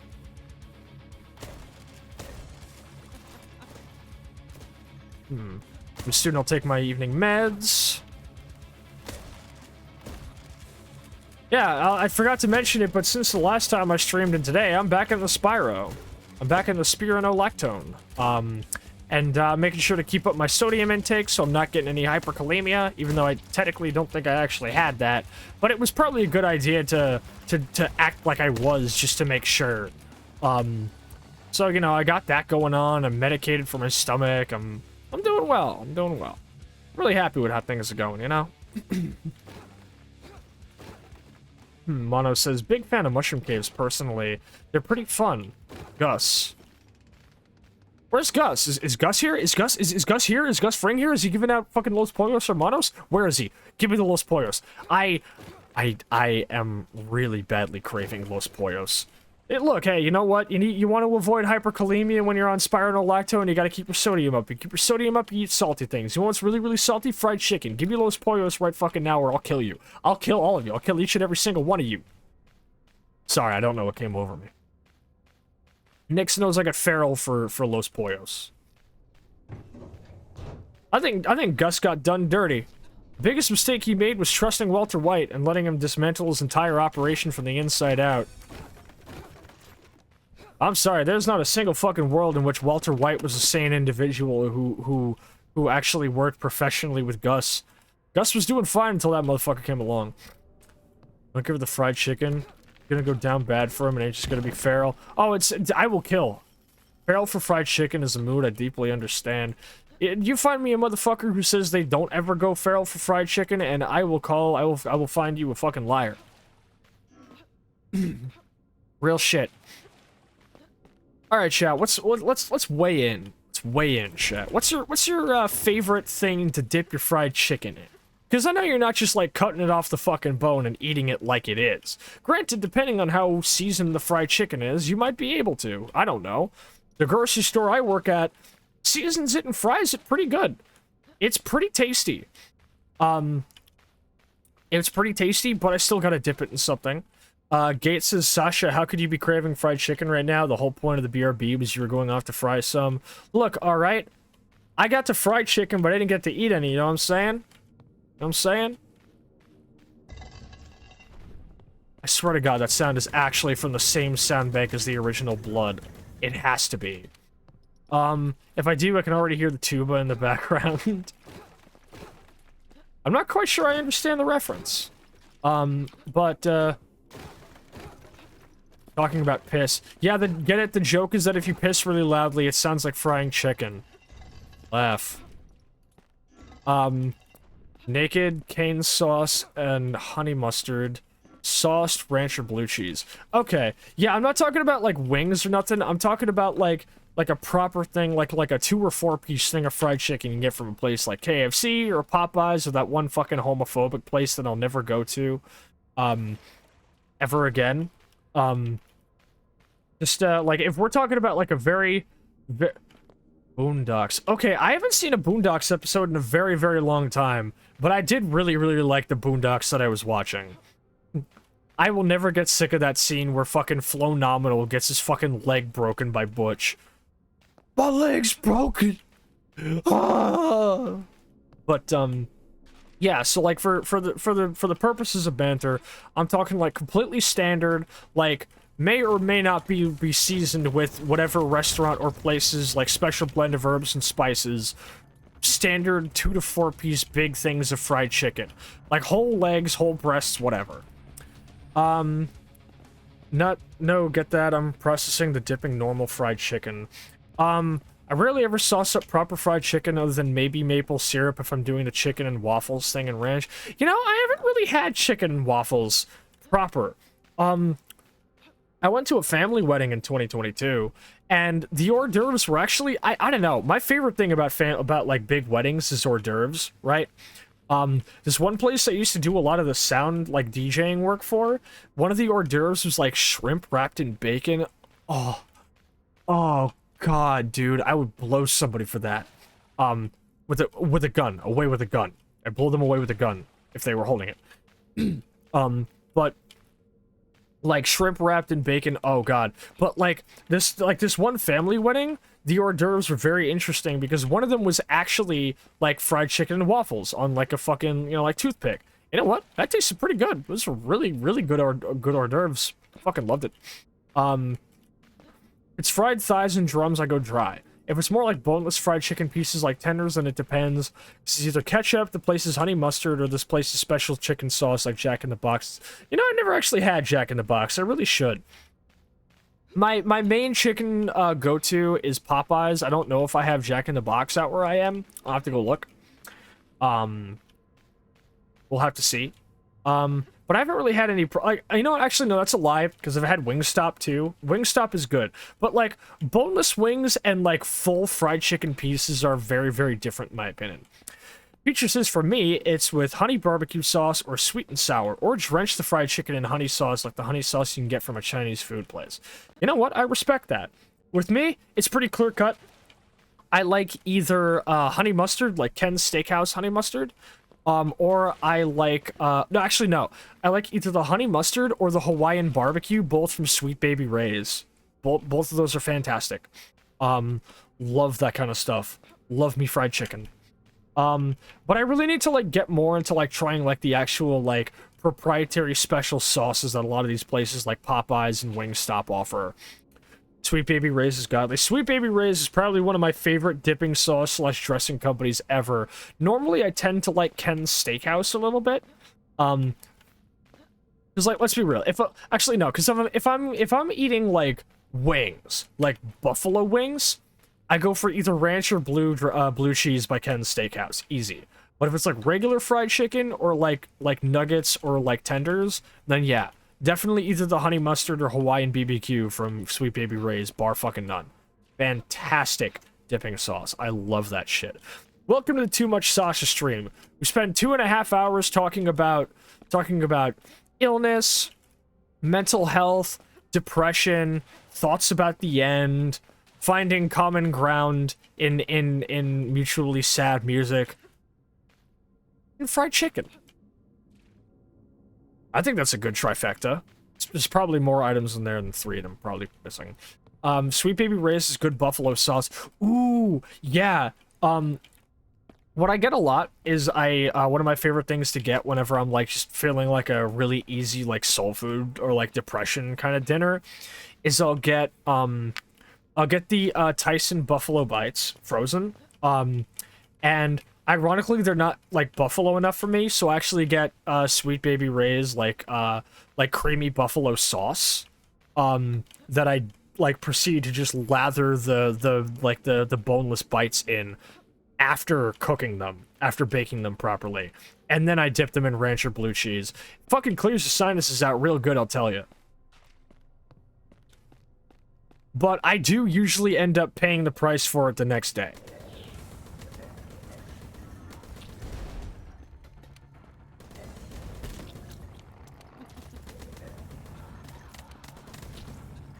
Ah, God. I love fried chicken so much. I really wish Los Pollos was real. I've tried so hard to find, like, any type of, like, Latin or, like, Spanish or Mexican, like, fried chicken places near me, and I don't think there are any, and I'm so pissed. Because, like, Popeyes is good, but Popeyes is Louisiana, you know? And I joked with Nix at one point, I'm like, man, me eating Popeyes is like you eating Domino's, you know? Like, we're eating, like, a cheap and albeit tasty and, affordable and approachable mockery of the others, like, you know, like regional cuisine, but we are eating a mockery of the other's regional cuisine. So, you know, every time I'm like, sorry, Nixie, I'm eating Popeyes, and they're just like, it's okay. And it's like, hey, you know, I'm having pizza or Pizza Hut or Domino's or whatever. It's like, it's, I forgive you.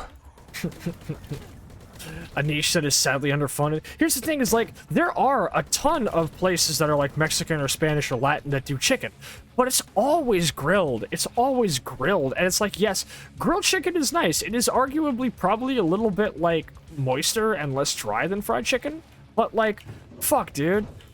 I don't want grilled. I want fried. And obviously, I know the whole point of Los Pollos Hermanos is that they're not actually based on a real place because, like, you know, all resemblance of any figures, living or dead, is purely coincidental. I know about that, but, like, fuck. Ironically, Buffy told me about a fried chicken place down in Panama called Pio Pio. And I may or may not have done a mock-up of their logo, but with my name. So it says Sasha instead of Pio Pio. I'll post it in, like, the Discord or on Twitter whenever I find it. But I was like, man, if I ever go to fucking Panama and not in a fucking Brigand game made by Brian Lancaster, aka Laughing Coyote, then I would really like to go to Pio Pio because, God, Panama fried chicken sounds so fucking good. Best bet is to find a Spanish grocery store. The one near me has good fried chicken. You know, that's a good idea, but Spanish grocery stores don't have, like special dipping sauce. Also, I admittedly don't have any local, good, like, Spanish grocery stores that I know of, because, again, I live in a super gentrified, like, tourist trap hellhole, and all of the local stores have been completely, stamped out by a chain that I fucking hate, because it consistently has just, like, proceeded to, it consistently just has, like, the worst quality, is impossible to navigate, and they pop up more than Spirit Halloweens, and I fucking hate them. A Cardenias. Ooh. Let me catch up on some of these chat messages. Lucky says, I can't talk for the rest of Latin America, but Argentina is not big on fried chicken. I can imagine. So, Juan Pollo is the institution for roasted chicken out here, and also Korean fried chicken. Korean barbecue and fried chicken is okay. But I don't want Korean. I want Spanish. Gate says, sauce shut. Yeah, exactly. What did Gates say here? Something about, oh yeah, here we go. Gate says, I once spent like nearly 2 hours talking about the racism in America based around the Irish immigration and the infantilization of AAVE, African American Vernacular English, into simple internet slang. Then I talk about clapping Vicar Amelia's cheeks. Well, yeah, it's a standard Bloodborne stream, to be fair. To which Cell responded, those are both very important topics to discuss. Spiral says, we have a large Hispanic population, so there are 3 or 4 different stores in the town next to me. That's good to hear. Gotta love gentrification. Yeah, gotta love it on the East Coast. It says, I feel sorry for anyone who doesn't have a Vallarta, or I guess it would be Vallarta, Cali Hispanic grocery store, and they got great butcher meats. Ooh, God. God, I could go for a steak right about now. Maybe I'll make it for date night tomorrow. Gay says I can't play Bloodborne. That's okay. Oh, wait, you don't mean like you're bad at it. You mean like you don't have a PS4. the whiteness in that pronunciation. Fuck off. Fuck off, okay? I'm Slavic, alright? I'm as white as it gets.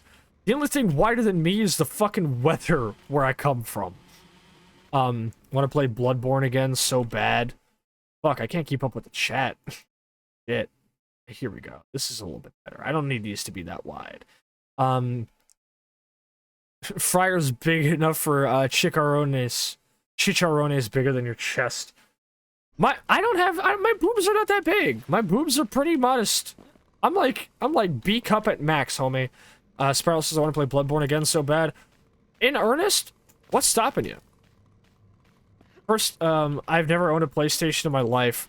Chicharrones. Fuck off! Fuck off, you can't keep making fun of me for being...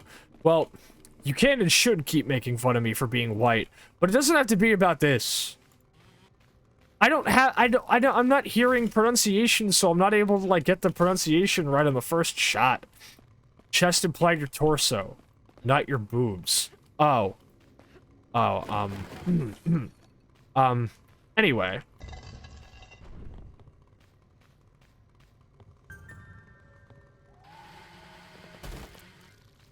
Like, I'm gonna be honest, I see an asylum doctor, I take a chainsaw to him without second thought.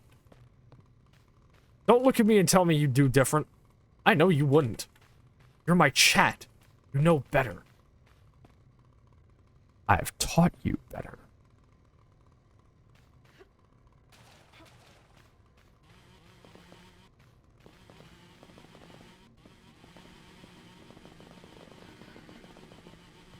Sounds like a river dancing. I cannot, despite being Mexican, but I can do the Slavic Hebrew throat sound like nothing else. Well, yeah. There's a secret somewhere that I'm missing. Because I'm down for treasure, and I don't know where it is, and I'm not leaving without it. Banter be damned.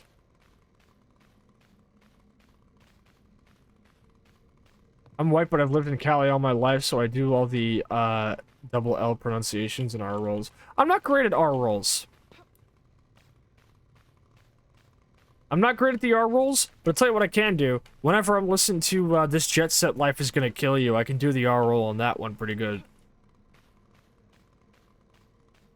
Check into the Hotel Bella Muerte. The Muerte... Muerte... I can't do it. Never mind. I can't do R rolls. I'm sorry. I really need to learn more languages, especially Spanish. I'm intimidated by the learning process. It's hard to learn new concepts without a novel way of taking in the info. Yeah, normally I would have said Duolingo if they didn't start using, you know, fucking AI. That's great. Ultimately, learning a language is definitely kind of difficult because, like, classes and courses and stuff are only really one part of it, as most people in chat already know. I'm probably preaching to the choir when I say this, but if you're looking to really, really learn a new language and become proficient at it, just taking lessons isn't really enough because you have to, like, feasibly become, like, you need to, like, feasibly, like, immerse yourself in, like, the culture and be speaking it on a regular basis with other people who are, like, natives of it, you know? Like, my homie Zilly, who I've known for most of my life at this point. His wife and most of the people in their family home are all Brazilian. And he's actually been picking up Portuguese surprisingly quickly because he is surrounded by people who are of the culture and speak it regularly and are able to correct him if he makes a mistake and can help him learn new words. So that helps a lot. What was helping me a lot when I was picking up Russian for a while was immersing myself in the culture through music and games. So it was a little bit easier to be able to, like, talk about, like, the language, because if I was playing Stalker, I could easily tell you, oh yeah, this guy said fucking umirat, that means death, or whatever, you know, or die.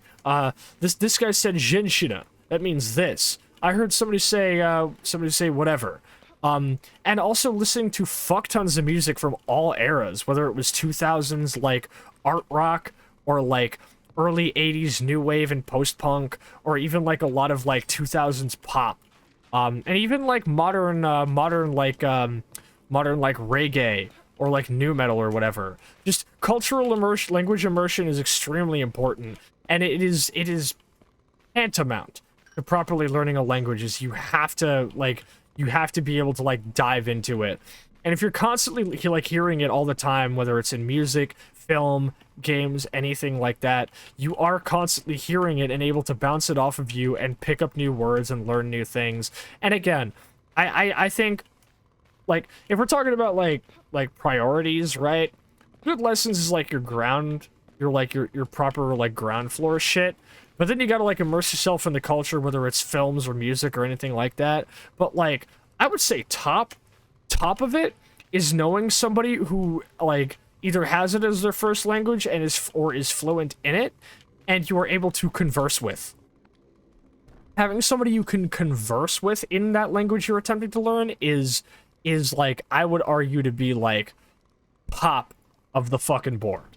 Like, that is like highest of the highest of priorities in order to like reliably be able to understand it.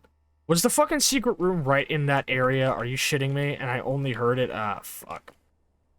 Honestly, pronunciation is a key part of it, but you should have someone you can talk to within the language to practice. Exactly. Casual conversation. Because, like, being able to point out a thing and just say the word that it pertains to is one thing, but, like, all of, like, you'd be surprised how much, like, complexity there is to a casual conversation. Like, from, like, you know, the proper, like, conjugations, possessives, and everything else. Like, just talking to somebody normally in a language is actually surprisingly complex, and there are a lot of minute ways you can mess up if you're not fluent in the language or you haven't been speaking it all your life. And being able to kind of like immerse yourself in that is super necessary to learning a language. And it's part of why I kind of gave up on Russian, because I didn't really know anybody who I could talk to in Russian frequently. And because of that, the ability to really be able to like grow, like, not just, like, get, like, a good, like, you know, foundation, but truly grow and learn more from it than just Duolingo could teach me, was unfortunately not really right.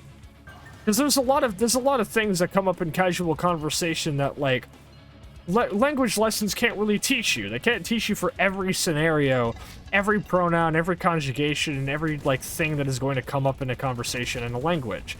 And you need that to be able to reliably do it. So, you know, TED Talk over. Fucking make sure you're doing that. Tell said when I worked for a meatpacking plant, I did pick up a little bit of Spanish just by listening to others converse and shoot the shit. It is interesting. Honestly, I kind of want to learn to pick up some languages in case I, like, travel around, and if I hear somebody talking shit about me, I can just say, I understand in their language, and watch their faces drop. That shit would be mad funny. I love watching videos of that happen. Like, somebody who's in, like, a nail salon, and people are talking, like, a foreign language about them, and, like, gossiping. And when you just say, I hear you, or I know what you're talking about, in the language they're speaking, because they don't expect you to, their jaws fucking drop, and they're like, oh, shit, dude, they got us. He got us. Obviously, there's more to it than that. Ironically, my biggest motivator for picking up Russian proper is because I like using it to talk to Nicks and make them all flustered. Because they get very easily flustered when I say "Ty moja lubov," which means you are my love, in that very, very thick accent. They love hearing that. And I love saying it. I just really think Russian is weird because it's a language of a lot of, like, it's a language with a lot of, like, duality to it. So, like, depending on who's speaking it and how they're speaking it, there's, like, okay, let me explain this, right? If somebody's speaking Russian and they're yelling or screaming and it's really dire, it sounds really dire. Like, urgency in Russian is, like, so fucking insane. Like, you know, when it's, like, fucking, Pomogite! And shit like that. You're like, oh my god, dude, like, Russian is terrifying to hear. But, uh-oh.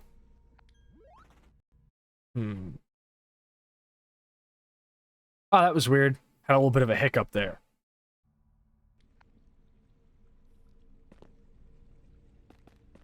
Alright, welcome back. That was, like, we had, like, a little bit of, like, a weird hiccup there where it dropped real low, but that's okay. But yeah, so, like, Russian when it's dire sounds terrifying, but also Russian when it's spoken in, like a very, like, smooth and, like, you know, kind of, like, intimate way, it can sound really, really nice, you know? Like Russian love songs are something else. Not for nothing, even though, like, ironically... Oh my god, I'm gonna die.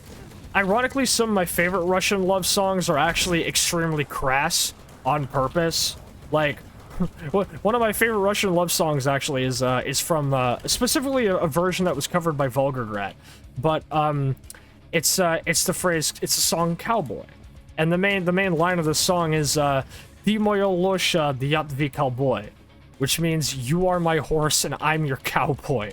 Which I feel like I don't need to explain the implications of that. So it's like, okay, you know, here's like, what's your favorite love song in a foreign language? Oh, it's got like really big bombastic brass, and this dude who sounds like he fucking smoked through like 6 packs of fucking Lucky Strikes going, "Ty moya losha, я твой cowboy." Or what is it? That other Volgograd song, Jopa, which is literally talking about ass. It's like, she's got such a gorgeous Jopa. Not sure I can get into Russian love songs. It's the kind of music that needs to be taken at a slower pace. I disagree. There's a track by Bidva, which is the pronunciation of the letters B-I and then the number 2. It's the song, it's literally the song Moya Lubov. Also another one called Moya Rock and Roll, and the much rowdier and more in-your-face song Meow Kiss Me. I like that kind of stuff a lot. Homophone joke. Homophone joke. I'm not sure I understand, actually.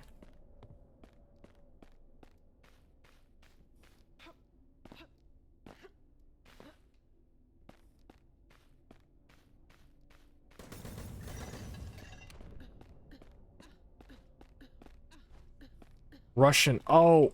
Oh. See, now I feel bad because, like, I make that joke all the time. I'd be like, dude, I'm rushing in. I'm not, you know, I'm certainly not stalling over here, you know? I'm not taking my time. I'm not stalling. I'm rushing in.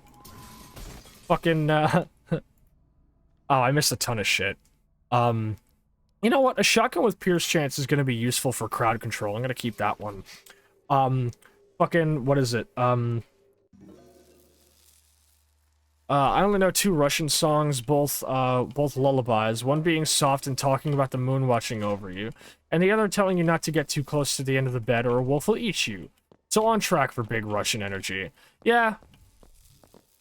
Yeah, that's a mood. But both of those are very us, I feel. And by us, I mean the nationality of Russian, because hi, it's me. And no matter how much I talk on stream about how I feel kind of disconnected from Russian as a culture, because, you know, for all intents and purposes, I kind of am. And I have talked...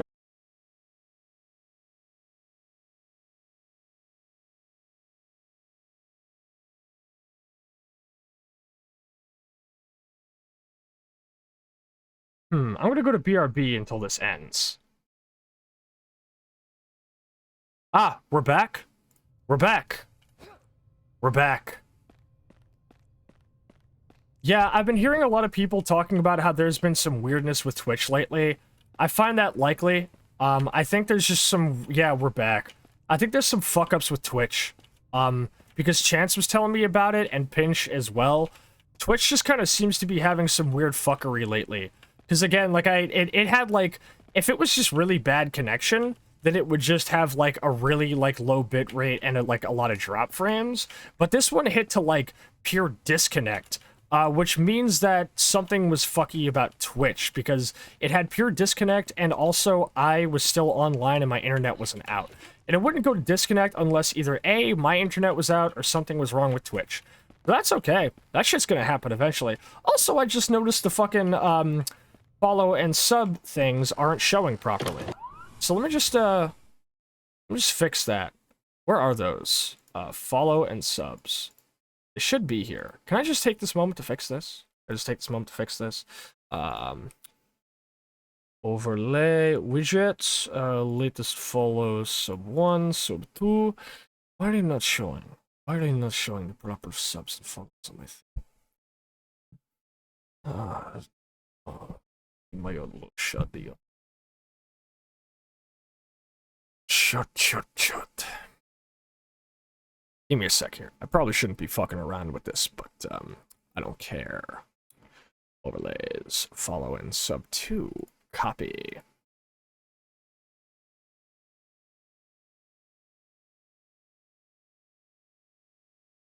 Oh, that's not it. Ah, it looks like the it looks like it has changed. So if I fuck with this, let's see what we got. There you are, baby. But she's not cropped properly, so they're cut off at the bottom. That's okay. Let me fix that. Latest follow to position. Turn the Y position up to 550, maybe? That's too high. That's too high. Okay, let's set you to 560. Troubleshooting on stream. What the fuck you know about this? And you get to be 560 as well. Okay, now they show up, but now they're not... I would like to make sure that I'm doing this properly.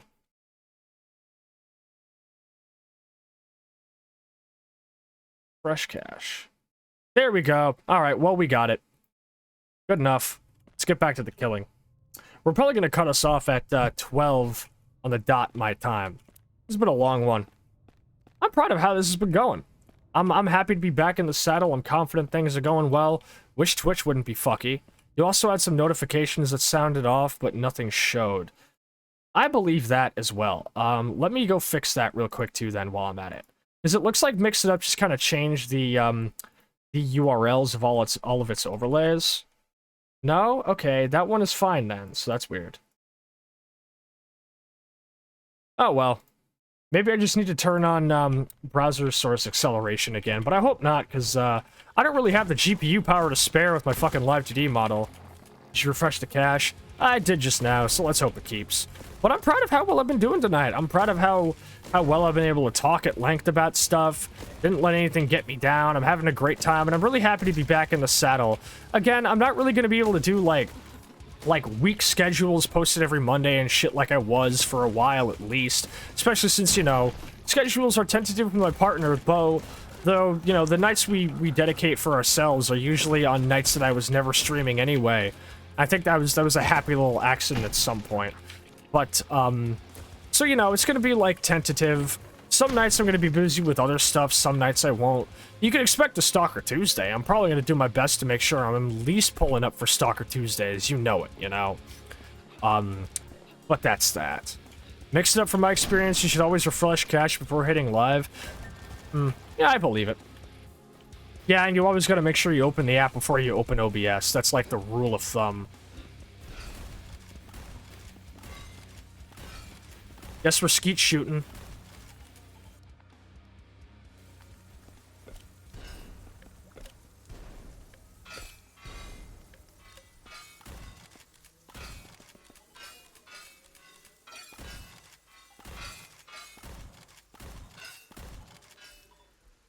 With every "it's been a while" embrace, I wish it could last for an eternity.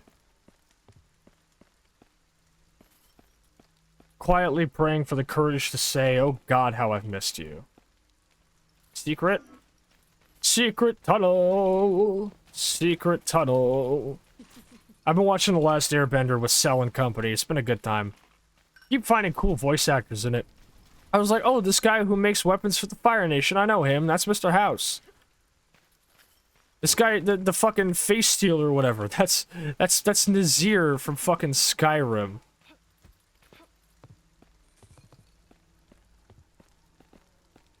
Do you get to the Earth Empire very often? Oh, what am I saying? Of course you don't. Where is this passage? I don't see the cracks anywhere. Oh, there it is. Hey, you're supposed to Mix It Up before you open up OBS. Like it explicitly tells you, homie.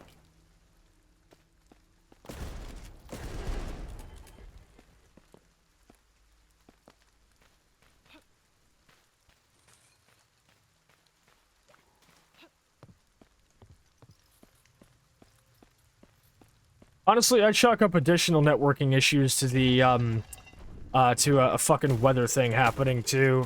Because there is a fucking hurricane going on. Among other things. Never had an issue doing it your way?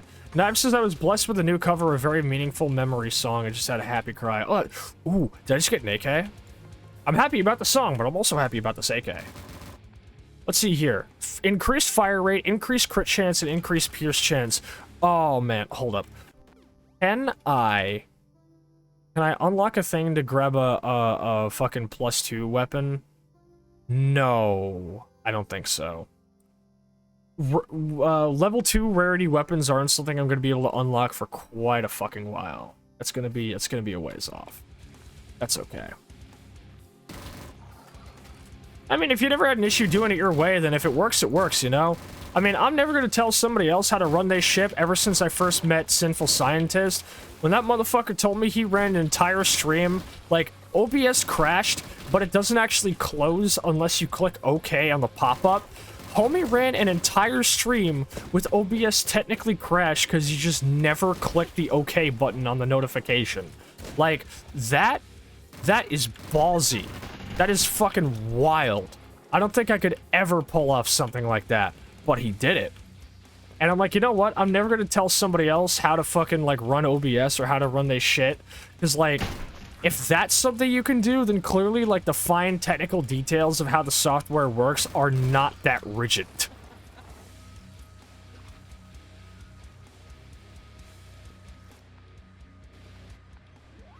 Which level am I in? Is there any way to tell? I guess not. Some of the enemy jib sounds are so, like, insanely loud. Also, I might have the enemy jibs on ludicrous setting this entire time. Honestly, ludicrous gibs and ludicrous gore are a good way to sit back and unwind, I would argue. Especially for me. Like, if I haven't done a rough day, I need a power fantasy. This level pants grab. Homie, that doesn't even make any fucking sense. What are you talking about? What are you talking about? Gotta eat the rust from the mega structure. Oh, sounds good.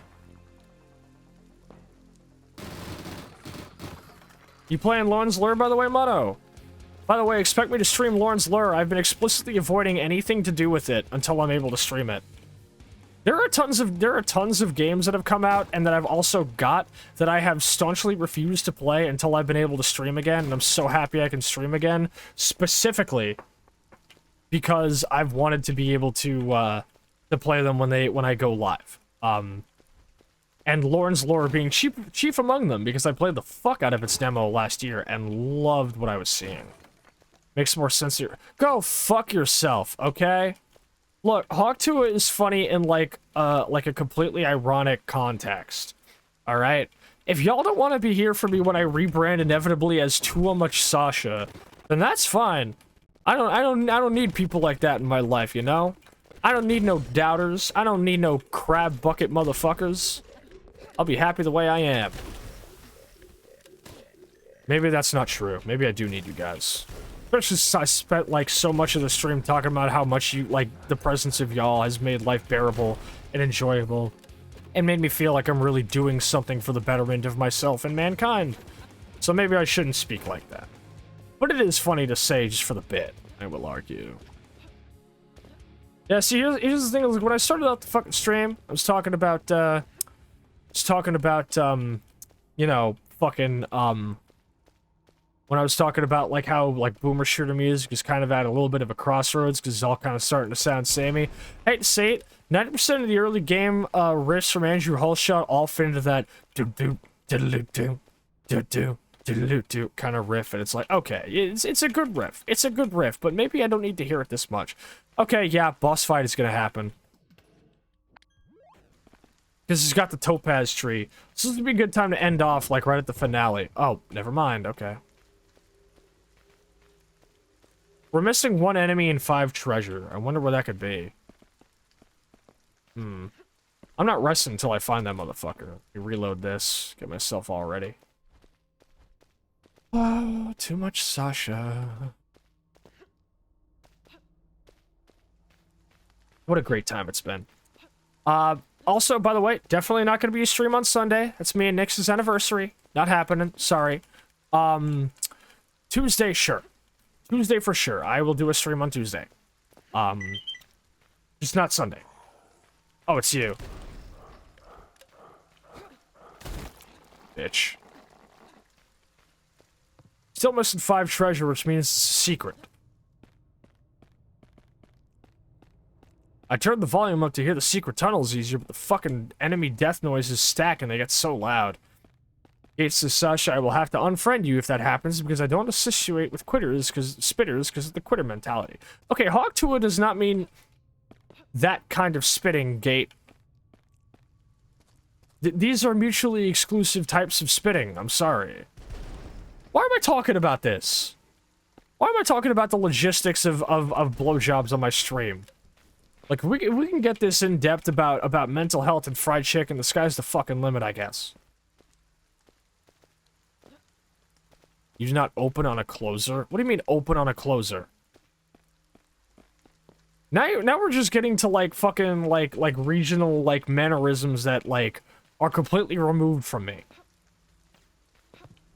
Are you implying that like stating that is like a completely like is like an open-ended like a loaded question, or like that's like a topic that we can't just like let down without like fully discussing? Is that what I meant to imply is being said here?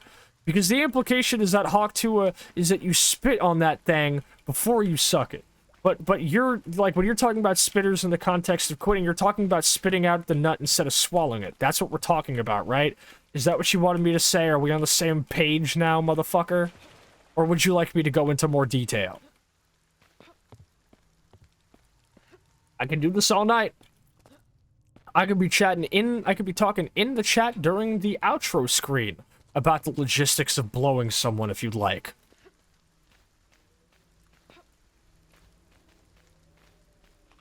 Aha. Gotta get the extra oh, Jesus fucking Christ, Pichu. Come on, man. We can't... We're supposed to be closing, not opening. What has your life become? Gate. I'm not shaming you for nothing, homie. Look, you know what you like, and I respect that. Is what it is. Look at these little pumpkins. Look, I'm not carrying this ammo into the next level, so I might as well just fucking... Look, dog, I was going for my midnight walk the other night. You know what I saw in this motherfucker's fucking living room through his window? A Christmas tree. Fully lit up. Lights and all. In his living room, through a window. Christmas tree. October 9th. Are you kidding me? A Christmas tree? Oh, no. Gate, talking about opening on a closer, or closing on an opening, and we're talking about trans women and pumpkins? No, we are not doing this tonight. We are not doing this tonight. I am going to the outro state right fucking now. We're not doing this. I'm sorry. We are not doing this. Crowd control.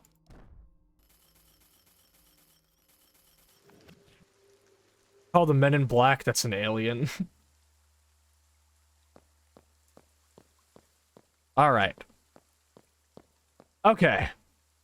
I think we've gotten some good progress in.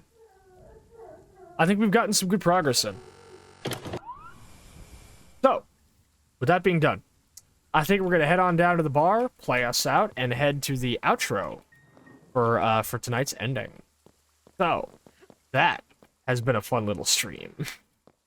I'm really happy I'm back. I'm happy I'm back and things are doing better. I'm happy that just the world feels a lot more hopeful and it feels like there's a purpose to me again. So let's get to the outro and call it here, shall we? Boom, motherfucker. It's still me. I find it funny that I was able to do this entire stream with the same neutral face because I didn't set up, that. Should probably get that done now, just in case. Depending on how money looks for the next couple of months, probably gonna see about maybe commissioning another PNG just for when I feel explicitly more agoraphobic, maybe, or just when I don't have the hardware to spare for it. Because I am planning on treating myself to a new GPU and probably a new CPU. Might have to get new monitors because these are kind of on their way out. due to some weird technical hackery I've had to do to get them to hang up in the way that I did. Unfortunately, no trans streamer's setup is actually professional or perfect. There's a lot of weird fuckery, as it always is. That being said, so, let's get down to brass tacks then. First off, thank you all so much for coming on in. I did not expect to have this be such a successful stream, especially since, you know, one, I didn't do any promo or nothing. I didn't even announce it. Nobody in my friend group or circles knew I was planning to stream until a couple of minutes before I went live. I was just like, hey, pick a game. And they were like, I don't know what it's going to be for. And I'm like, it's what I'm going to play for the next 4 hours. And everyone's like, oh, Nightmare Reaper.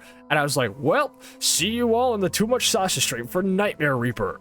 But thank you all so much for pulling out insane turnout for just a completely spur-of-the-moment test stream like this. And the stress test did pretty well in spite of the one time we went out, which, again, I'm chalking up to Twitch fuckery considering my own connection appears to be fine. We had a great time, great raids, great banter. I'm so happy to be here again. And thank you all so much for the support. Gotta make it to save for that Oaxaca redeem. You don't know what you're getting into, motherfucker. I know Brigand Oaxaca. Well, I haven't played it yet, but I will when you redeem it. But I'm going to have a good time because I think Jank is fun and I like really ambitious RPGs made by one guy on Dark Basic.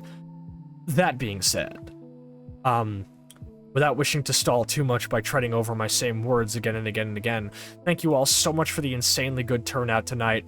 I love you all to death. So what is it for the future? All right. Somebody time out Gate Snipe for 30 seconds, please. That being said, so what do we have in the future? Well, like I said, no stream on Sunday, because I'm not going to be streaming. I'm going to be with my partner. Tuesday, most likely, because I'm going to be having Stalker Tuesday again, getting back into my anomaly save. Hopefully we clear the fucking Brain Scorcher by December. So, what, almost like getting close to like a year and a half since I started the run, I finished the Brain Scorcher. Dog, I got to the Brain Scorcher within like 6 months of my last series, so I don't know what the fuck is going on. Stalker, the world does not want to see me clear this game, but that's okay, because I never get sick of playing it with y'all. So look forward to a Stalker Tuesday. Next Thursday, I have no clue. Next Sunday, I have no clue. We are playing it by ear. We'll figure this out as we go along. We'll get through this, I promise. That being said, what else is there? Okay, talked about next week's plans. Talked about where I'm gonna be. Many thank you. Love you. What else? I don't know. This is usually just where I do like my end of stream, like, hey, here's what I thought about today. I think, glad to have you back. Thank you. I think it's really like special to me to have a community where I can be this vulnerable and open about stuff. Like, I talked about stuff tonight that I don't talk about with anybody in my like real life circles. Friends, family, what have you. I don't do it because I've got people who I trust more to talk about it with. And knowing that I have a supportive community in chat who are I'm just able to like talk about this and be like, yeah, I'll be real. I felt lost and without a purpose and like the walls were closing in for a year. But that's okay, because these things happen and we can find ways to come up from it. But I wanna make this clear. Because as much as I love doing the Scott Vogel thing and talking about how much, you know, like self-betterment and working to make change for you and the world around you is the most important thing and probably your tantamount duty as a human being, I will argue that as much as I love doing the Scott Vogel thing, there's more to the hardcore thing about our community than just that. Let's see. I will say, I want you all to do something for me. I want you all to do something for me. This will be my little closing words as we get out of the stream, but I want you all to do something for me. I want you all to be there for each other too. Because I know that people in my community are doing pretty well at that so far. I sometimes see people using my Low Spoons chat if they have the ability to. I see people popping in and streaming in my Discord server.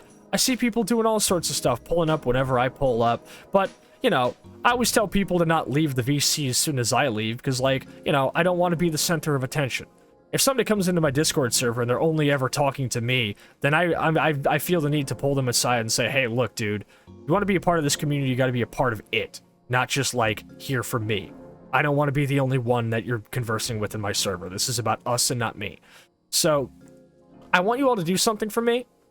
I see that you're all doing your best to be, you know, a nice, cohesive community, but I want to do this not just because I want to, you know, like, I'm not doing this because I want to, like, you know, be like, oh, you know, my community does this or whatever, or to like, have that as a badge or, like, a bragging right. I want to say this because I think this is necessary for everybody, and it's the type of impact I want to have, but I want you all to be there for each other.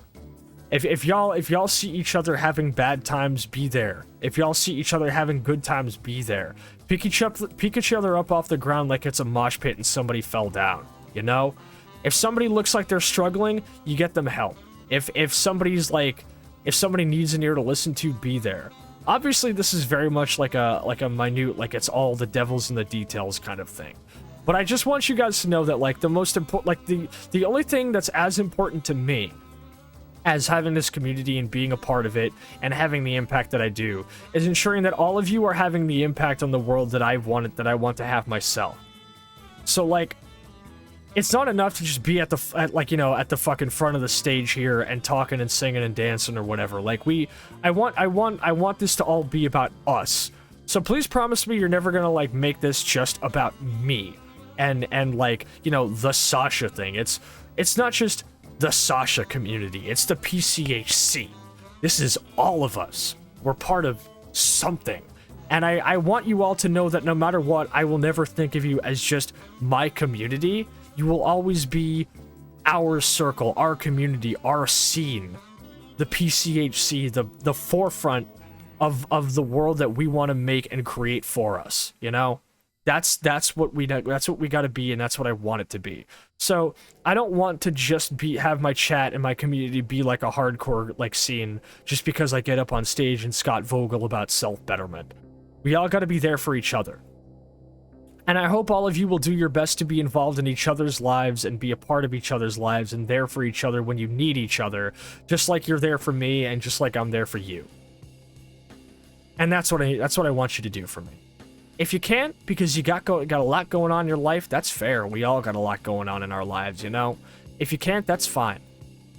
But I do hope at least you'll take what I've said tonight and think about it. Because right now, the world needs people like us more than it needs anybody else. People like us who are about that unity, about that empowerment, about that lifting up voices, we are needed more than anything urgently right now. Because we're at a fucking crossroads as a nation, as a people, as a species, as a world. We need to be making the right choices, not just for ourselves, but for each other. And I'm confident that we can all do it. And I hope I'm being a good example at showing how to do it too. And that's all I gotta say. Enough of that. We're gonna head on down to the BRB screen, but first, who are we gonna raid? Who are we gonna raid? We got Space Buffoon. Let's see here. Bonnie. This is quite a tempting thing. You know what? I was just talking about him. I'm gonna raid Sen. I ain't seen Sen in a fat fucking minute. We're gonna raid Sen. We're gonna give him a nice big high from the PCHC. How y'all feeling about that? Y'all feeling good about it? Good. What are you gonna call our raid message? Fuck it. Shit. Oh, I didn't think about this. I forgot. Coming up with raid messages is always stupidly fucking difficult. What are we gonna say? You know what? Just maid raid works. Just maid raid works until I get properly adjusted to being back in the saddle, you know? Here you go. Here's your chat message. Use whatever emotes you have if you don't have access to this one. That is not what I'm going to be calling it, Nix. So we're gonna have our raid message be maid raid. So I'm gonna get ready to prep us to raid out. I'm gonna take us to the outro screen. Let's fucking get it. Alright, once again, thank you all so much for coming by and stopping in. I love y'all to death. It has been an absolute blast, and I cannot wait to be streaming more and be a part of this all again, because I've missed this shit like nothing else. Fucking, I will see you all in Sen's stream. Sen's pronouns are he, him, last I checked. I'll be happy to be corrected if not. Once again, no stream on Sunday. Stalker Tuesday. Something next Thursday, I hope. Love you all to death. Be good to yourselves out there. Be safe. Pripyat City Hate Crew for fucking life. Remember to join the Discord if you'd like to hang out with us sometime. Check out the merch if you want to support us. And keep an eye out for that new project I'm running soon. I think you're all gonna like it. Good night.